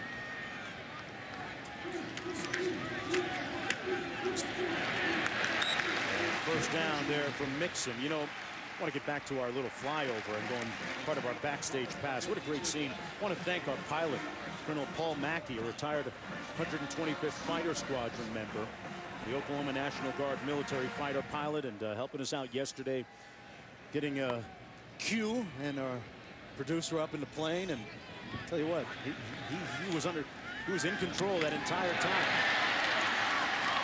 Andrews with the reception. And you know, Quinn had that nice that Top Gun look. Very Tom Cruise up there. Oh, he's upside down. Look at Maverick go. No reaction though. Just oh, there it is. Hey Q, what are those G-forces like? 3 G's, my man. 2nd and 2. Adams now on the carry. Quint, what was it like up there? How many thousand feet up were you? Around 2,200 feet, or 1,000 feet higher than the stadium. Just invigorating to think, you know, those planes were used as training planes during World War II that the pilots would train on before flying the real fighters. Just amazing to do loops and spins up there, and we had a high-speed approach at a runway. To think that you're being chased or shot at, it's just I have so much respect for those fighter pilots. Yeah, great job. Looked like a lot of fun up there. Looked like he was in control. He had it. Way to go, Q. Thank all our military and retired military. Pass complete. Number 83, Baskin, with his first reception of the ball game, and another Oklahoma first down. And Dante Barnett feels like he gave one away.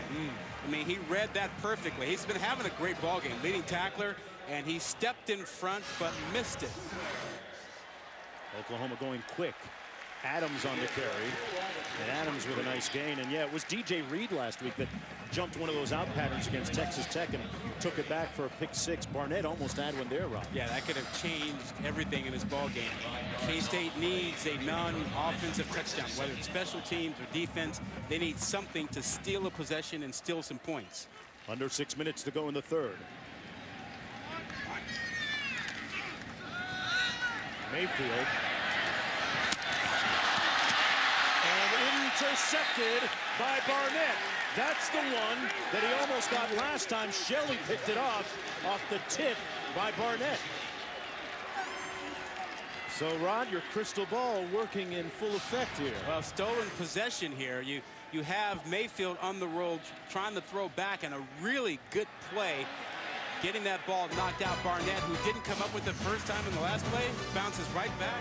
K-State alive and in business. I'm Adnan Burke back in our college football studios. NC State and Clemson over on ABC. Deshaun Watson, the first pick six of his career. That's Mike Stevens, who goes 28 yards to the house. Extra point is good. It's 10-all right now, early in the third over on ABC, Josie. Clemson made it to the championship game last year. Kansas State trying to take advantage of that interception a moment ago. 1st and 10 from the 15. Jones picks up 3. Let's go back to the interception, Rob. What was the pivotal point here? Well, great play by Barnett, who's right here. And then you'll also see the heads-up play by Shelley. They're playing kind of a quarters coverage. Barnett jumps all over this seam route and makes this play. But look at Shelley get back into it. Pretty good teamwork. Having your eyes open, zone coverage. Great job. Barnett get there a little early? No. I expected you to say that. Come on. Ball's in the air. You got a right to go get it. Right to go get the football. I knew what was coming. 2nd and 8. Hubner off the play fake. Downfield. Threw it behind his intended receiver and broken up by Jordan Thomas. Deontay Burton. Well, Burton long. Burton was never open. Thomas is all over him and just timing this out. Now you see that right hand? You can put your right hand on a receiver. If you turn him and impede him, that's pass interference. People make the mistake of thinking that some kind of contact is pass interference. It is not. That's a great distinction. Yes. 3rd down and 8.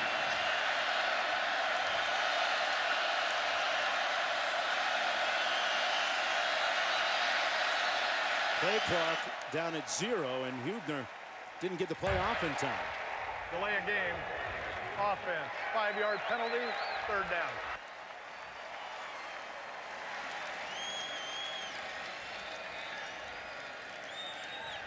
And that's going to move it back a bit.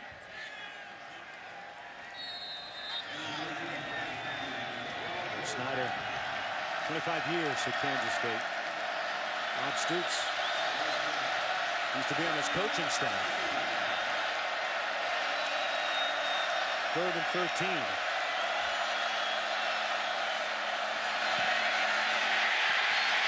Gets out of the end zone. Incomplete.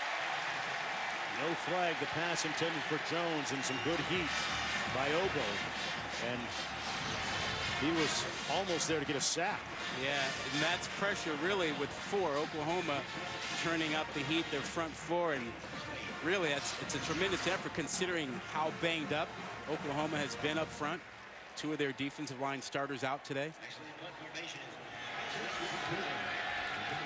Dealer now, high spiral, and Westbrook watches it bounce. Karam's down to the 44-yard line. Oklahoma going to have good starting field position. 1st and 10 from there after the 44-yard punt. Folks, time now for our Aflac trivia question. Who are the 3 active head coaches with the most FBS wins? So you're talking about guys who've been around a long time, and you're looking at one guy right now in Snyder. I would imagine that he's in the mix. Gotta be. He was running a very successful program there at Manhattan, Kansas. Has really been able to foster fantastic relationships with a lot of JUCOs in the area. You know, he gave Bob Stoops his starting coaching. And Stoops credits him for that. Without that break, he wouldn't be the guy he is right now. Gaping hole for Mixon. And Mixon picks up 14 yards. Finally brought down by Kendall Adams as we revisit our Aflac trivia question. Does that mean you have an answer? We're going to wait. We're going to wait. People ruminate that for a little bit. 1st and 10.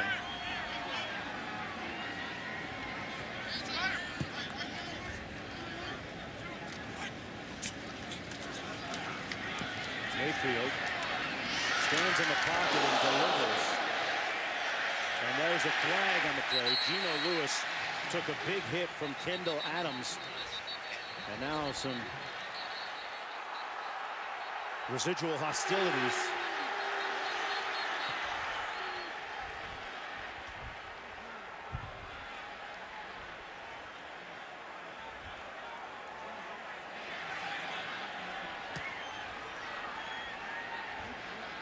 Bob Stoops irate about something there from the sidelines.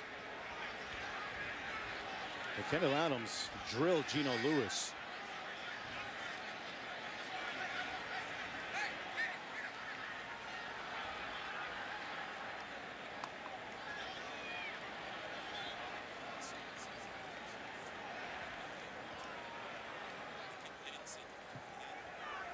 Long discussion here by our officials, and if there was a targeting involved here or what the call was. Well, he leads with that left shoulder and gets him up high. Now, you know, for targeting, you need, in this instance, a defenseless player. He's being tackled. I don't know that you would regard him as defenseless here. There is no foul for targeting. Yeah. He's not defenseless in that position. You can still flag for a personal foul, unnecessary roughness, if you believe that's appropriate. But that is a lead with the shoulder, and you've got the receiver falling down. So it's appropriate that it's not flagged as targeting. But, you know, it raises a question. A lot of folks, anytime you see a hit that high, right, the question becomes, do you want that in the game? And so there are a lot of coaches who are saying, you ought to flag that anyway. You know, just because it's up high, because you want to penalize those things. But under the rule, you wouldn't flag that as targeting. 2nd and 2.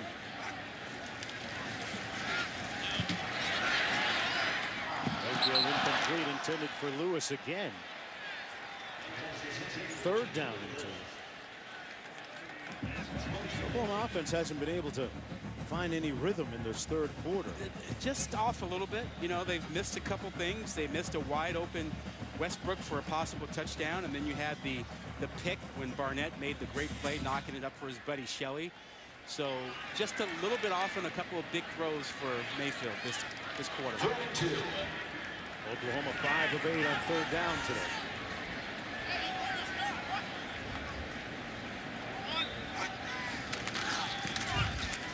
Mixon with nowhere to go, and a big surge and huge play defensively by Jordan Willis. Pressure. And we talked about Kansas State mixing it up and bringing more pressure, because in the first half they got nowhere with their base defense, and now they've turned up the heat on some 1st down pressures, 3rd down pressure there, and made the play. You got a 4th down, maybe too long for the field goal here for Oklahoma. And they're going to go for it. Baker Mayfield still on the field. They're 0 for 4 on 4th down conversions this year. I would expect pressure again from Kansas State here.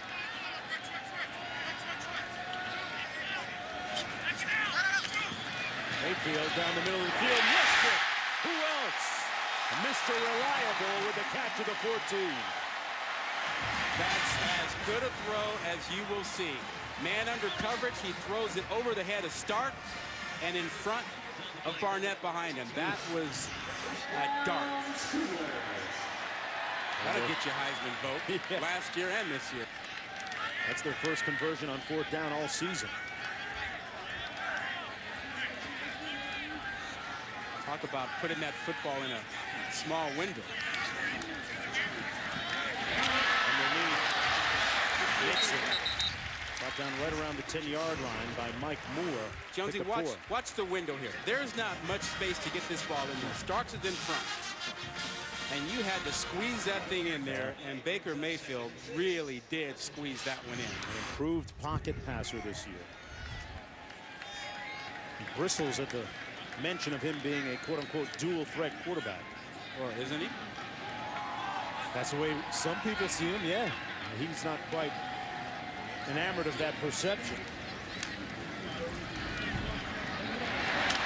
Passes it to Adams, and Adams brought down right at the 8-yard line. Well defended by Duke Shelley. Under 2 minutes to go here in the 3rd quarter. Oklahoma hasn't put it in the end zone or even scored points here in the 3rd period. Well, if you think back to the 1st quarter, when they got down to this territory, they were able to use the shovel pass.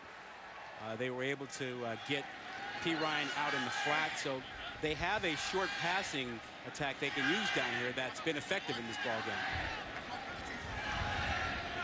Mayfield 21 of 27 for 240 yards. Got to get to the 4 for the 1st down. Comes underneath Westbrook. He doesn't lose any foot races. Touchdown Sooners.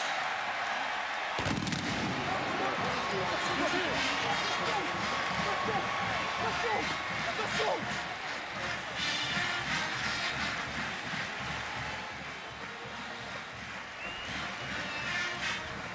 Jonesy, just a crossing route from the right side to the left against a zone defense. Everybody passed off Westbrook, and he had a head of steam. And good blocking on the far left side of the end zone by the receivers. 8-yard touchdown catch by D.D. Westbrook.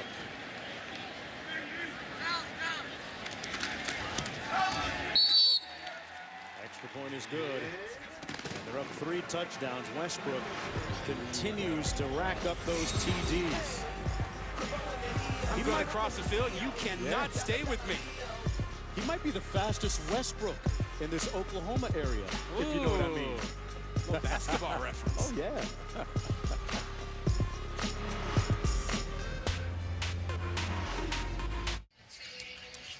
Folks, Monday Night Football this week. Brandon Marshall and the Jets taking on Larry Fitzgerald and the Cardinals from Glendale, Arizona. 8:15 p.m. Eastern Time on ESPN. Coverage begins with Monday Night Countdown at 6. Also streaming live on Watch ESPN. Larry Fitzgerald continues to do his thing. Seems like just yesterday we were calling his games at Pitt. He's a prolific wide receiver there. Can't say that you were surprised with what he's done in the league. Not at all. Not at all. From the 7, it's Pringle. Brought down at the 20-yard line. Let's go back to Adnan in the studio. All right, Jones, you just want to update you on what's happening between Vanderbilt and Georgia over the SEC Network. This is Jacob Eason to Isaac Nada. Eason's got 9 passing touchdowns. Only Shane Bichelle has more among freshmen. And also Pitt and UVA. A pick 6 here. This is Jordan Whitehead. Plenty of running room here. He'll go 59 yards all the way to the house. 35-20 right now. The Panthers have the lead at the half. Jonesy, Rod, back to you guys. Okay, Adnan. 1st and 10 for the Wildcats from their own 19-yard line. Ray Huebner in at quarterback, replacing Jesse Ertz, who was shaken up in the 2nd quarter. Tried it again in the 3rd quarter, unable to go, and went to the sidelines. Let's revisit our Aflac trivia question. The 3 active head coaches with the most FBS wins. Reveal, please. Huh. Nick Saban. I guess we could have guessed that one, but Snyder and Stoops, people forget how long Bob Stoops has been at Oklahoma. Really? And remember, he was a graduate assistant for Bill Snyder at Iowa back in the day.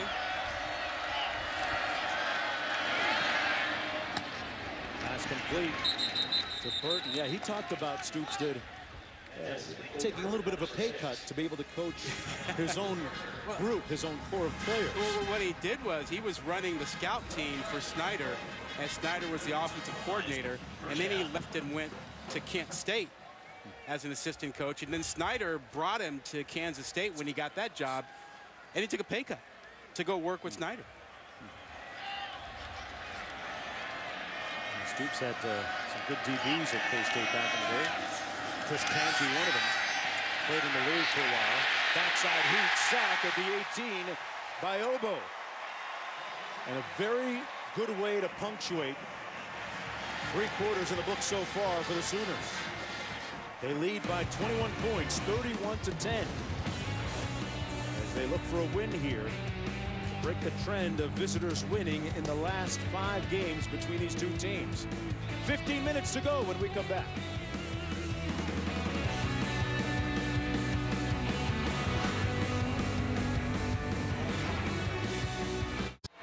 Welcome back, everyone, to ESPN College Football presented by Exxon and Mobil. And now cloudy skies here in Norman, Oklahoma. Kansas State with the football down 21 points. Looking at 2nd and 22. And the number 2 quarterback in the ball game, Joe Huebner.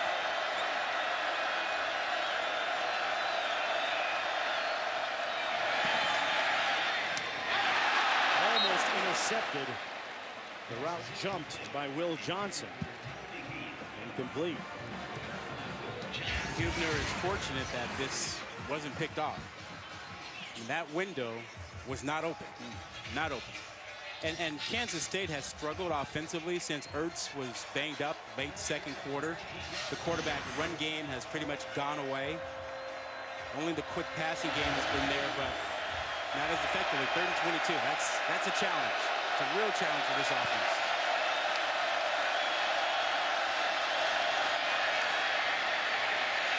Huebner downfield. Found his man at the 44-yard line. Pringle at the other end of that pass, and things seemed to just stop on the field, and Pringle got the ball somehow. It was like everyone kind of fell asleep back there. That 27-yarder to Pringle. That's the biggest pass play of the day for K-State. It just looked like you have Oklahoma players who can't believe the ball's actually in the air. Right? Ball at the 45. It's a good throw. Alvin Warmack in the backfield.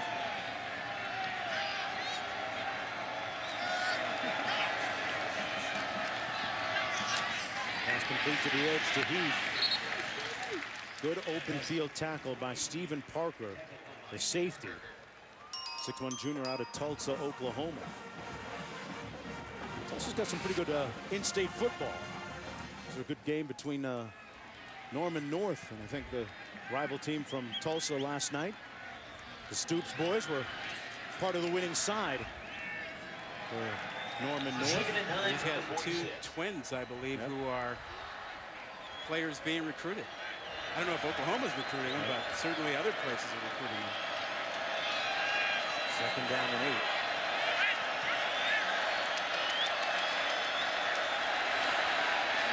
Huebner going to keep it himself. Here's the quarterback run game. He doesn't seem to have the suddenness that Ertz does. Jordan Parker pushed him out of bounds after the 4-yard gain. 3rd down coming up for the Wildcats. Well, I think you're right. They clearly went away from quarterback design runs when they lost Ertz. And this offense has been kind of off since then. That formula of the quarterback run game, the quick passes outside, that's when they were at their best today. And they haven't had that since the 2nd quarter. Here we go on 3rd and 4.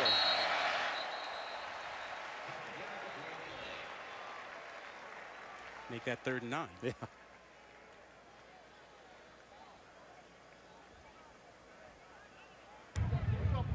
Ball start. Offense, number 56, 5-yard penalty, 3rd down. That penalty against Terrell Johnson.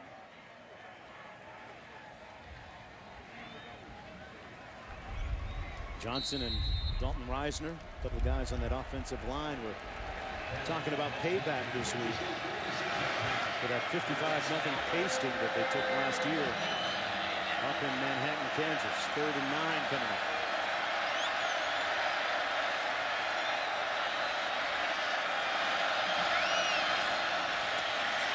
Hubner has plenty of time, but nobody open until maybe now.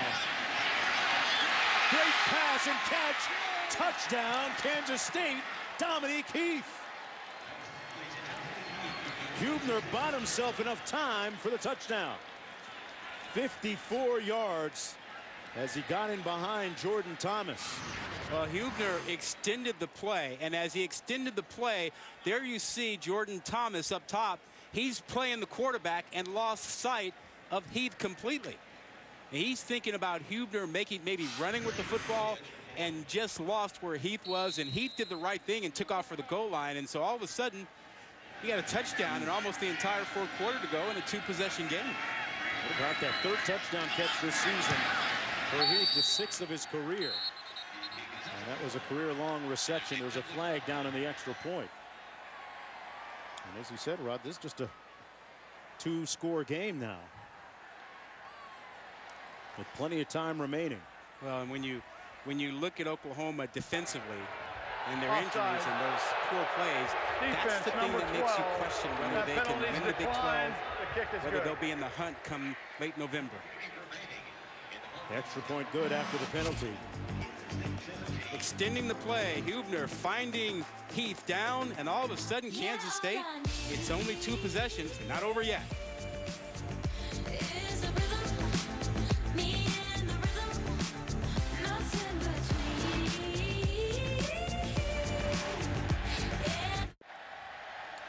Well, tonight after UCLA Washington State, don't miss Sports Center night with Bucci Man and Bull Briscoe. Highlights from the American and National League Championship Series games, college football, NFL news, everything else from the day in sports. Also streaming live on the ESPN app and watch ESPN. Now, Bucci would love this environment. Oh, he would love this crowd and the way they handle things. And, football's one of the interesting side storylines. You know, Kansas State actually brought 31 footballs to the game, and you'd think that's an inordinate number, an excessive number. Well, there's a good reason for that, folks. They take them into the officials to get ID'd. After a Kansas State extra point or field goal, the Oklahoma fans here at Memorial Stadium pass the ball all the way up, and the tradition here is to throw them right out of the stadium, even if it takes 2 attempts, Q. I love it. Right? This is the actual ball, Jonesy. They're not traveling light because Oklahoma, showing great sportsmanship, has someone planted outside the stadium, a staff member who actually gets the ball and runs it back inside. Wow. That's big-time sportsmanship. So you guys still got your 31. Yeah, what a sense of community, though, to get together and throw it out of the stadium. Sort of like the Cubs and the home run ball, huh? Yeah, a little more backstage access for you. One of the great nuances of college football. And Mixon, boy, he got knocked right there by Lee. Hello, says Mr. Lee. Answer the phone. Listen up. Whenever you hear that click. Now, on that replay, you saw helmet on helmet. And flag called. Mixon right back at it. Take one more look at that play, Rob. Well, Jones, you remember now with the new interpretation, the face part of the helmet, that part, the crown of it, and extending to above the face mask, a helmet-to-helmet hit like that, that is now targeting. That should have been targeting. So they missed that one. Yeah, it used to be just the top of the helmet, but you see it's the forehead part of the helmet there that goes head-to-head. That should have been targeted.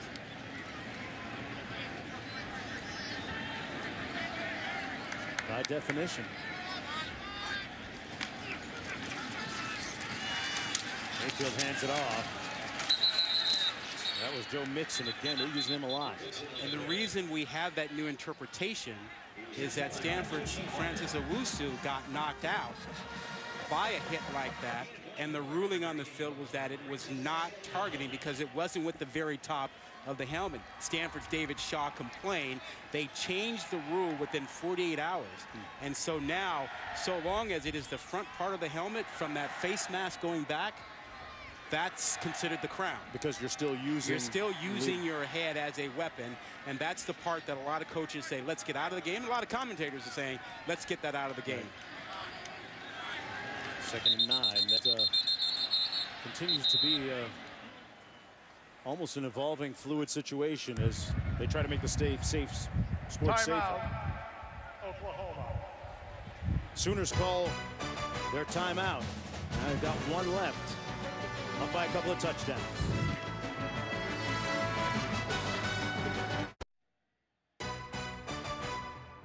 ESPN College Football is presented by Exxon and Mobil.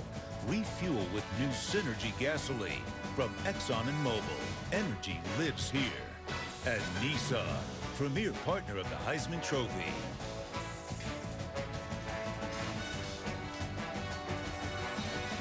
Look at the Boomer Schooner, and tonight, 7 o'clock Eastern on ESPN, Chad Kelly, number 12 Ole Miss, up against number 22 Arkansas from Fayetteville, streaming live on the ESPN app and watch ESPN. Arkansas trying to bounce back after losing last week against Alabama. Always a very physical game whenever the Hogs line up. Fred Bielema with that ground and pound attack. SEC West is not decided yet. Still Alabama with some tough games ahead. 2nd and 9 here for Oklahoma. Mayfield completes a pass. Big hit. Reed knocked it loose, but out of bounds. It'll stay with the Sooners. Reed last week had a pick 6 in that win against Texas Tech.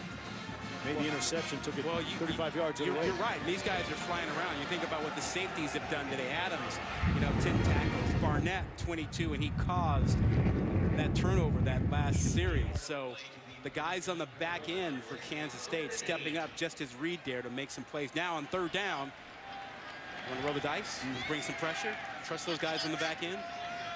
Westbrook has been his comfort zone guy, and Mixon made a great spin move to elude harm's way, but will come up short of the 1st down by about 5 yards. Picked up 2. Reggie Walker, the guy that was bumping his gums and talking a little bit before the game, making the tackle. Well, he backed it up this time. They brought him on the blitz, and he runs right through and takes Mayfield and Mixon enough to slow him down, and then gets back on Mixon. So easy.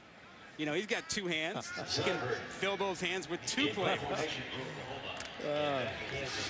Couldn't quite make his mind up.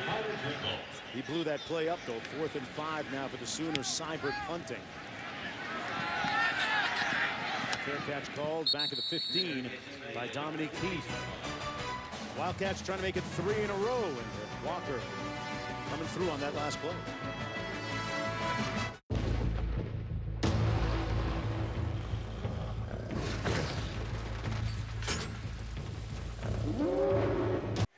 And welcome back, everyone, to Norman, Oklahoma. Time now for our AT&T Inside Access. Mr. Cooper, would you please take us through the scouting report on these 2 teams? Okay. We'll start off with the visiting team, Kansas State.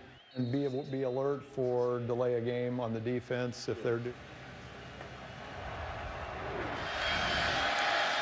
Look at the officials' preparation before the game as Justin Stillman with a nice run for the 1st down. Got about 14, and the officials watch film on Friday and go over the scouting report and meet with the coaches on Saturday pre-game.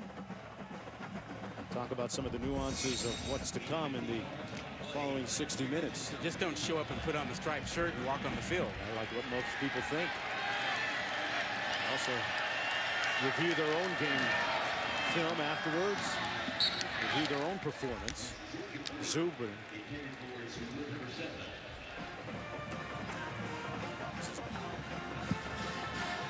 Van Aert Clark, the referee today, helping us out with our behind-the-scenes inside access look.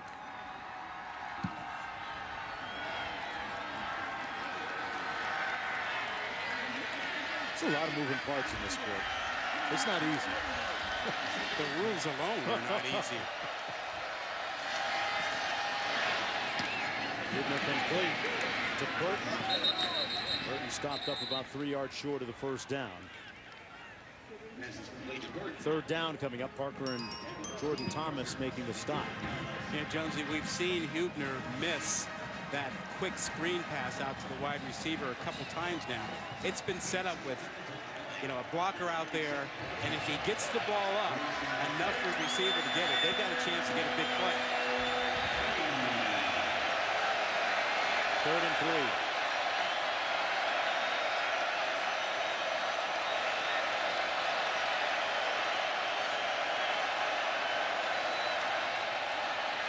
Huebner outside, caught for the first down at the 45 by Dominique Heath. And boy, that was a nice touch on that football by Huebner.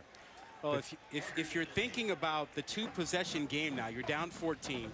K-State probably has 2 to 3 more possessions in this game. So if you're Oklahoma, you're thinking about how you squeeze and limit this if you don't get a stop. Couple of 3-2 teams. Kansas State 1-1 in conference play. Oklahoma perfect at 2-0. Stopped up at the 46 is Justin Silman by Jordan Evans. Q. You worry about Oklahoma and fatigue. We talked about their defensive injuries over the course of the season. 18 different starters. Today playing without 2 starting DNs. They've logged a lot of miles and a lot of high possession, high play games. Let's see how they manage this last 7 minutes and 30 or so seconds, fatigue-wise. Well, particularly on offense, and see if they really try and bleed the clock a little bit. About 7.5 minutes to go. Trying to hang on. This is Silman. Brought down right near the line of scrimmage. Jordan Evans, the leading tackler on that defensive unit for the Sooners, limiting K-State to no gain. You know, Key was talking about this fatigued defense. Well, the depth has been impacted. These are the guys who are out today, but they had 5 guys out last week. They've been banged up, and I think it's the #1 reason why, if they don't win the Big 12, it'll be because of these injuries and how much their defense has struggled.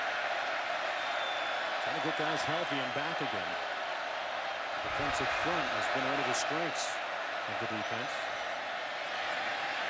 Huebner. Incomplete, intended for Pringle, and broken up nicely by Stephen Parker. 4th down and a good stop for the Sooners defensively. Well, 6 minutes and 48 seconds. How confident are you that you'll get a couple more possessions? He's sending his punting unit onto the field. Well, yeah, Snyder is saying right now by this move and not going for it that he believes his defense can get a 3 and out and get him the ball back. Going to be the 5th punt of the day for Nick Walsh. Westbrook staying at his own 10-yard line, calls for the fair catch. And fields it at the 12. With 6:42 to go in the 4th quarter, the Sooners trying to improve to 4-2. 1st and 10 when we come back.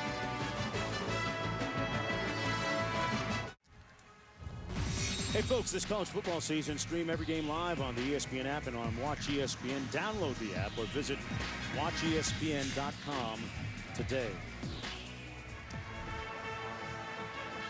And I'll tell you what, I spent a lot of time in airport terminals, watching that app, watching games. Well, we've seen others using it as we use it in airports. We just got to get the airline companies now to stream those games on their wireless so we can get it on the plane. Taking flight, Westbrook from Mayfield. That's how you put a lid on something. Touchdown Sooners. 88 yards.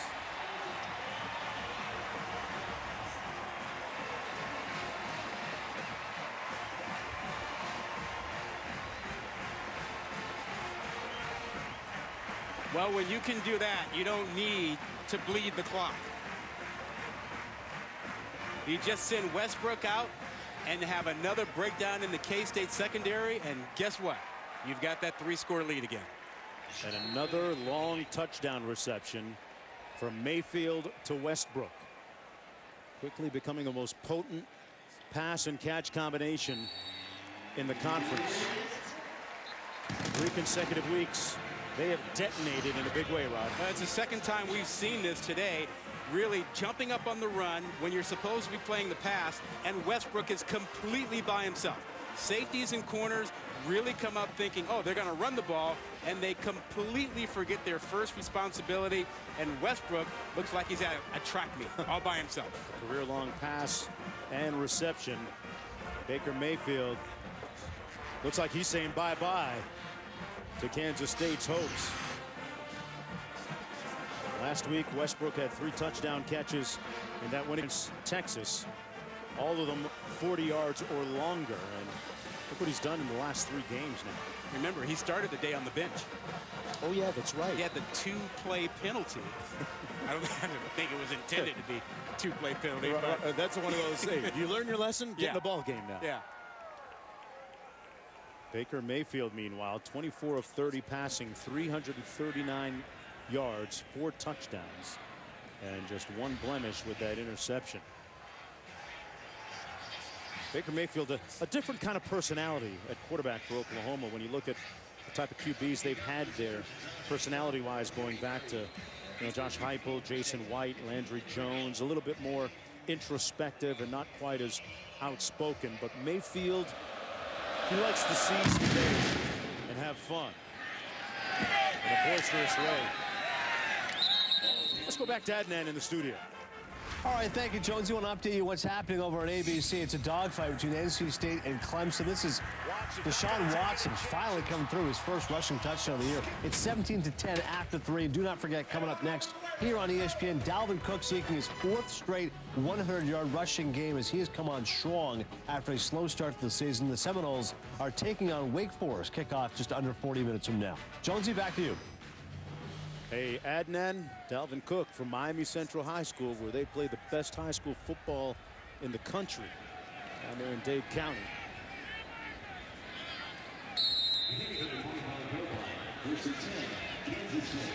First down and 10. See if the Wildcats have a response here. Clock working against them with 6.5 minutes to go. Hildner completes it at the 38. Pringle with the catch. Let's go back to the touchdown. Well, we saw this in the first half. Let's suck up on the run, and then you have Shelley on the outside lose completely Westbrook. He thinks pass and then thinks it's an out and completely loses him. And there is no way you're going to get safety help from the backside on that thing. Westbrook's too fast for that. But again, a fundamental breakdown. 2 long touchdown passes given up by the K-State secondary today. That was coming from the #1 defense in the conference coming into the game. Nice run by Charles Jones, brought down by Jordan Wade. But yeah, Westbrook with another big day, 184 yards receiving. And you might be looking at the back-to-back winner of the Big 12 Offensive Player of the Week. Well, he makes such a big difference to this offense. When you load up the box and play man coverage, the risk is he will run by your corner. And he's done that the last 3 weeks. 2nd and 5. To blow this play dead. I'd like to see a foot race. There's 40 yards between Dede Westbrook and Russell Westbrook, who's just down the road in Oklahoma City. False start. Offense, number 9. 5-yard penalty, 2nd down. Well, I know which one can dunk better. Hey, don't sleep on Dede. These wide receivers, Rod, they're pretty dynamic athletes. Yeah, you can make a pretty good case for Russell Westbrook being one of the best athletes in the country, in the world, But I'm going to go Dede on a football field. Okay. Change of direction. I'm going to give Russell the dunks. I'm just talking about a straight 40. Yeah. I'm going to take Dede. Let's think that one over a little bit. 2nd and 10.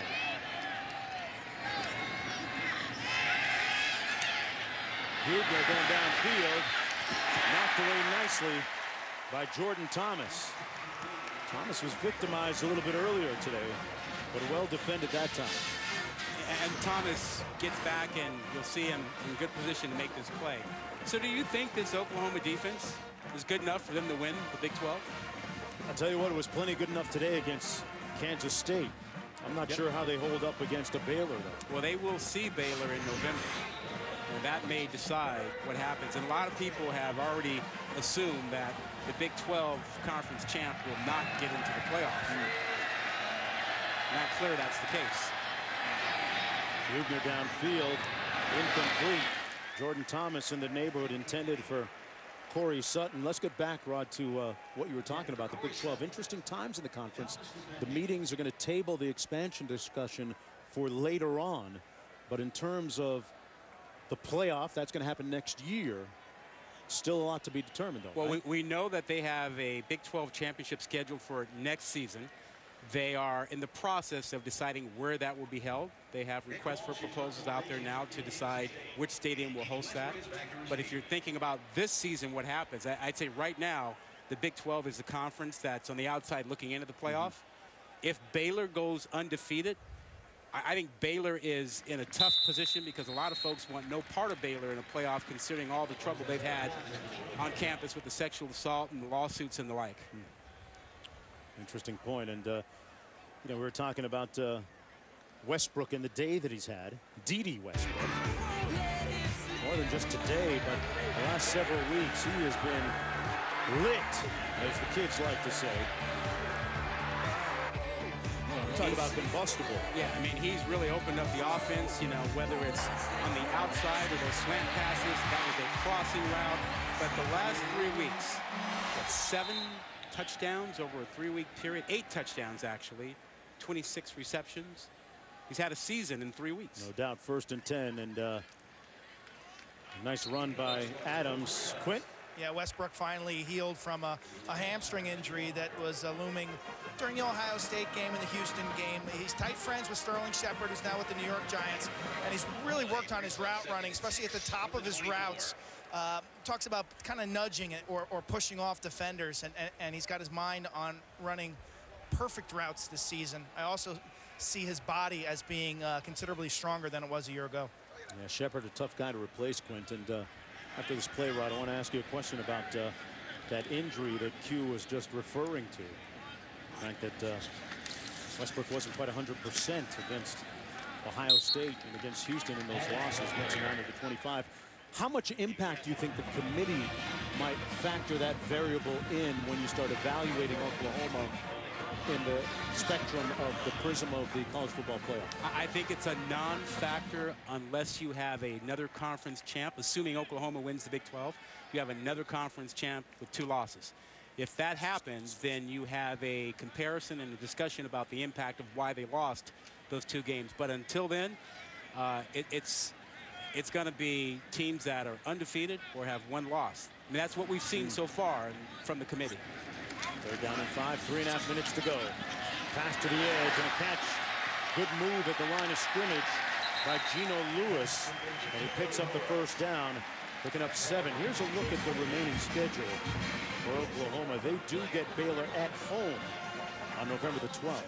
Yeah, that's the big one right there. But don't forget, they've got West Virginia, which has played well, and then the big rivalry game. Bedlam. Not an easy road, but should they run the table and finish 10-2, they would be sitting there looking for another conference champ to drop a couple games. Oklahoma pretty prolific today in wake of the win last week against Texas. And West Virginia up 34-10 right now. Mayfield slides in.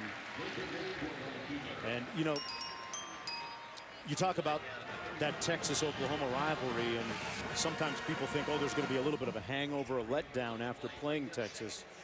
Going back to the Barry Switzer time and Bob Stoops and previous regime, they're 49-3 in the week after the Texas game.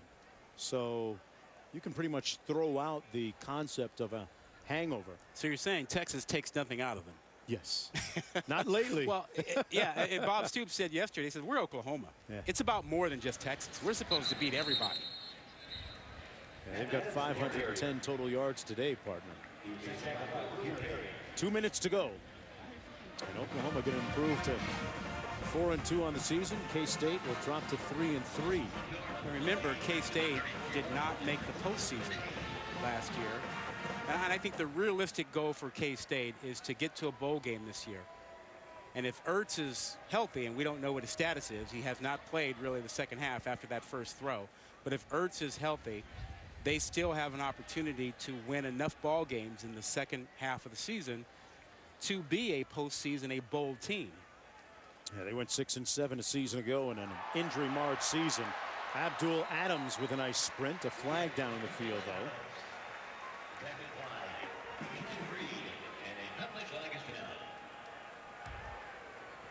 Holding. This one's going to come back. 10-yard penalty. Replay, third down. Oklahoma has led from the opening kick. They've gone wire to wire here. Led 14-0 and never looked back. Kansas State is behind in the score, and they've elected to start the clock on the snap. Well, you just had the sense that Kansas State couldn't take advantage of the weakness on Oklahoma's defense. They couldn't throw it and get the big passing plays that they needed. And by the time they were able to get a drive or two going, they were already down. They were already down a couple scores. And there was no margin for error left at that point. And the fundamental breakdowns in the secondary with Westbrook running free by 15 yards, 20 yards, really doomed Kansas State this afternoon. 3rd and 18.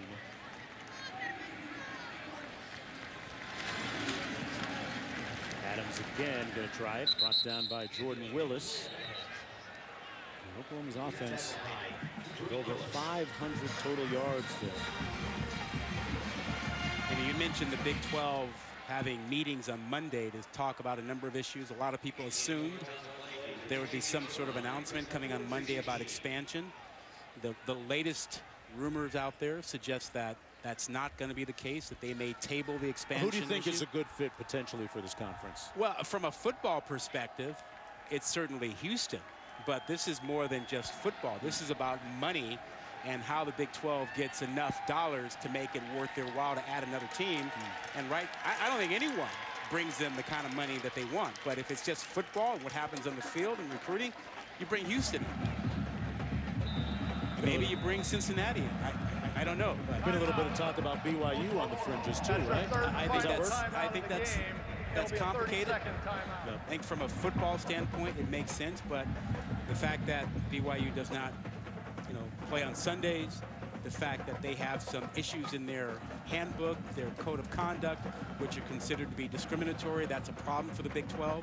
So I think BYU is more problematic than some of the other schools that they'd be considering. 4th down and 16 now with 28 seconds to go. But I wouldn't be surprised to see the Big 12 stand pat and have 10 teams going into next season for their championship game.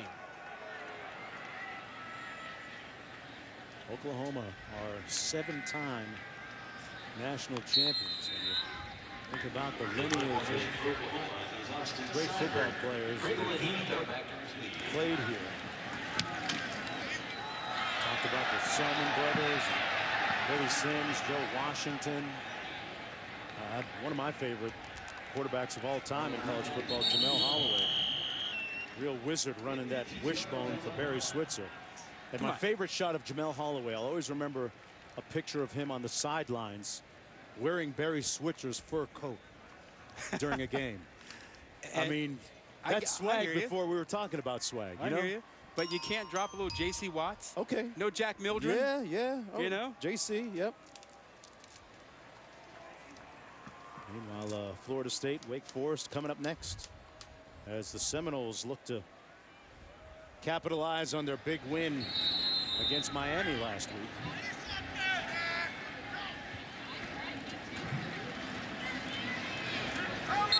Nobody going to mention the boss? I was waiting for you to go there. There is no boss without Bo Jackson anymore. 38-17 the final score. Oklahoma improving to 4-2. And Baker Mayfield putting up some good numbers again. 25 of 31 passing. You talk about efficiency. As Stoops and Snyder meeting at midfield. Former partners. Mayfield with 4 passing touchdowns. Westbrook with another big day as we go down to Quint.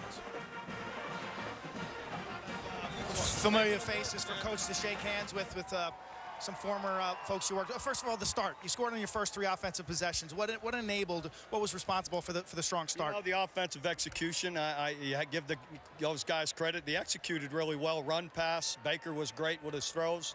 We were hot running it, too. So just a mixture of both. How does a healthy D.D. Westbrook change the complexion of your offense? Yeah, it makes a big difference. He's such a threat, you know, with incredible speed and route running, and showed it again today. He's hard to deal with. You talked about defensive improvement. Where did you see that today? Yeah, I saw it consistently. Our run defense really, for the most part, was good.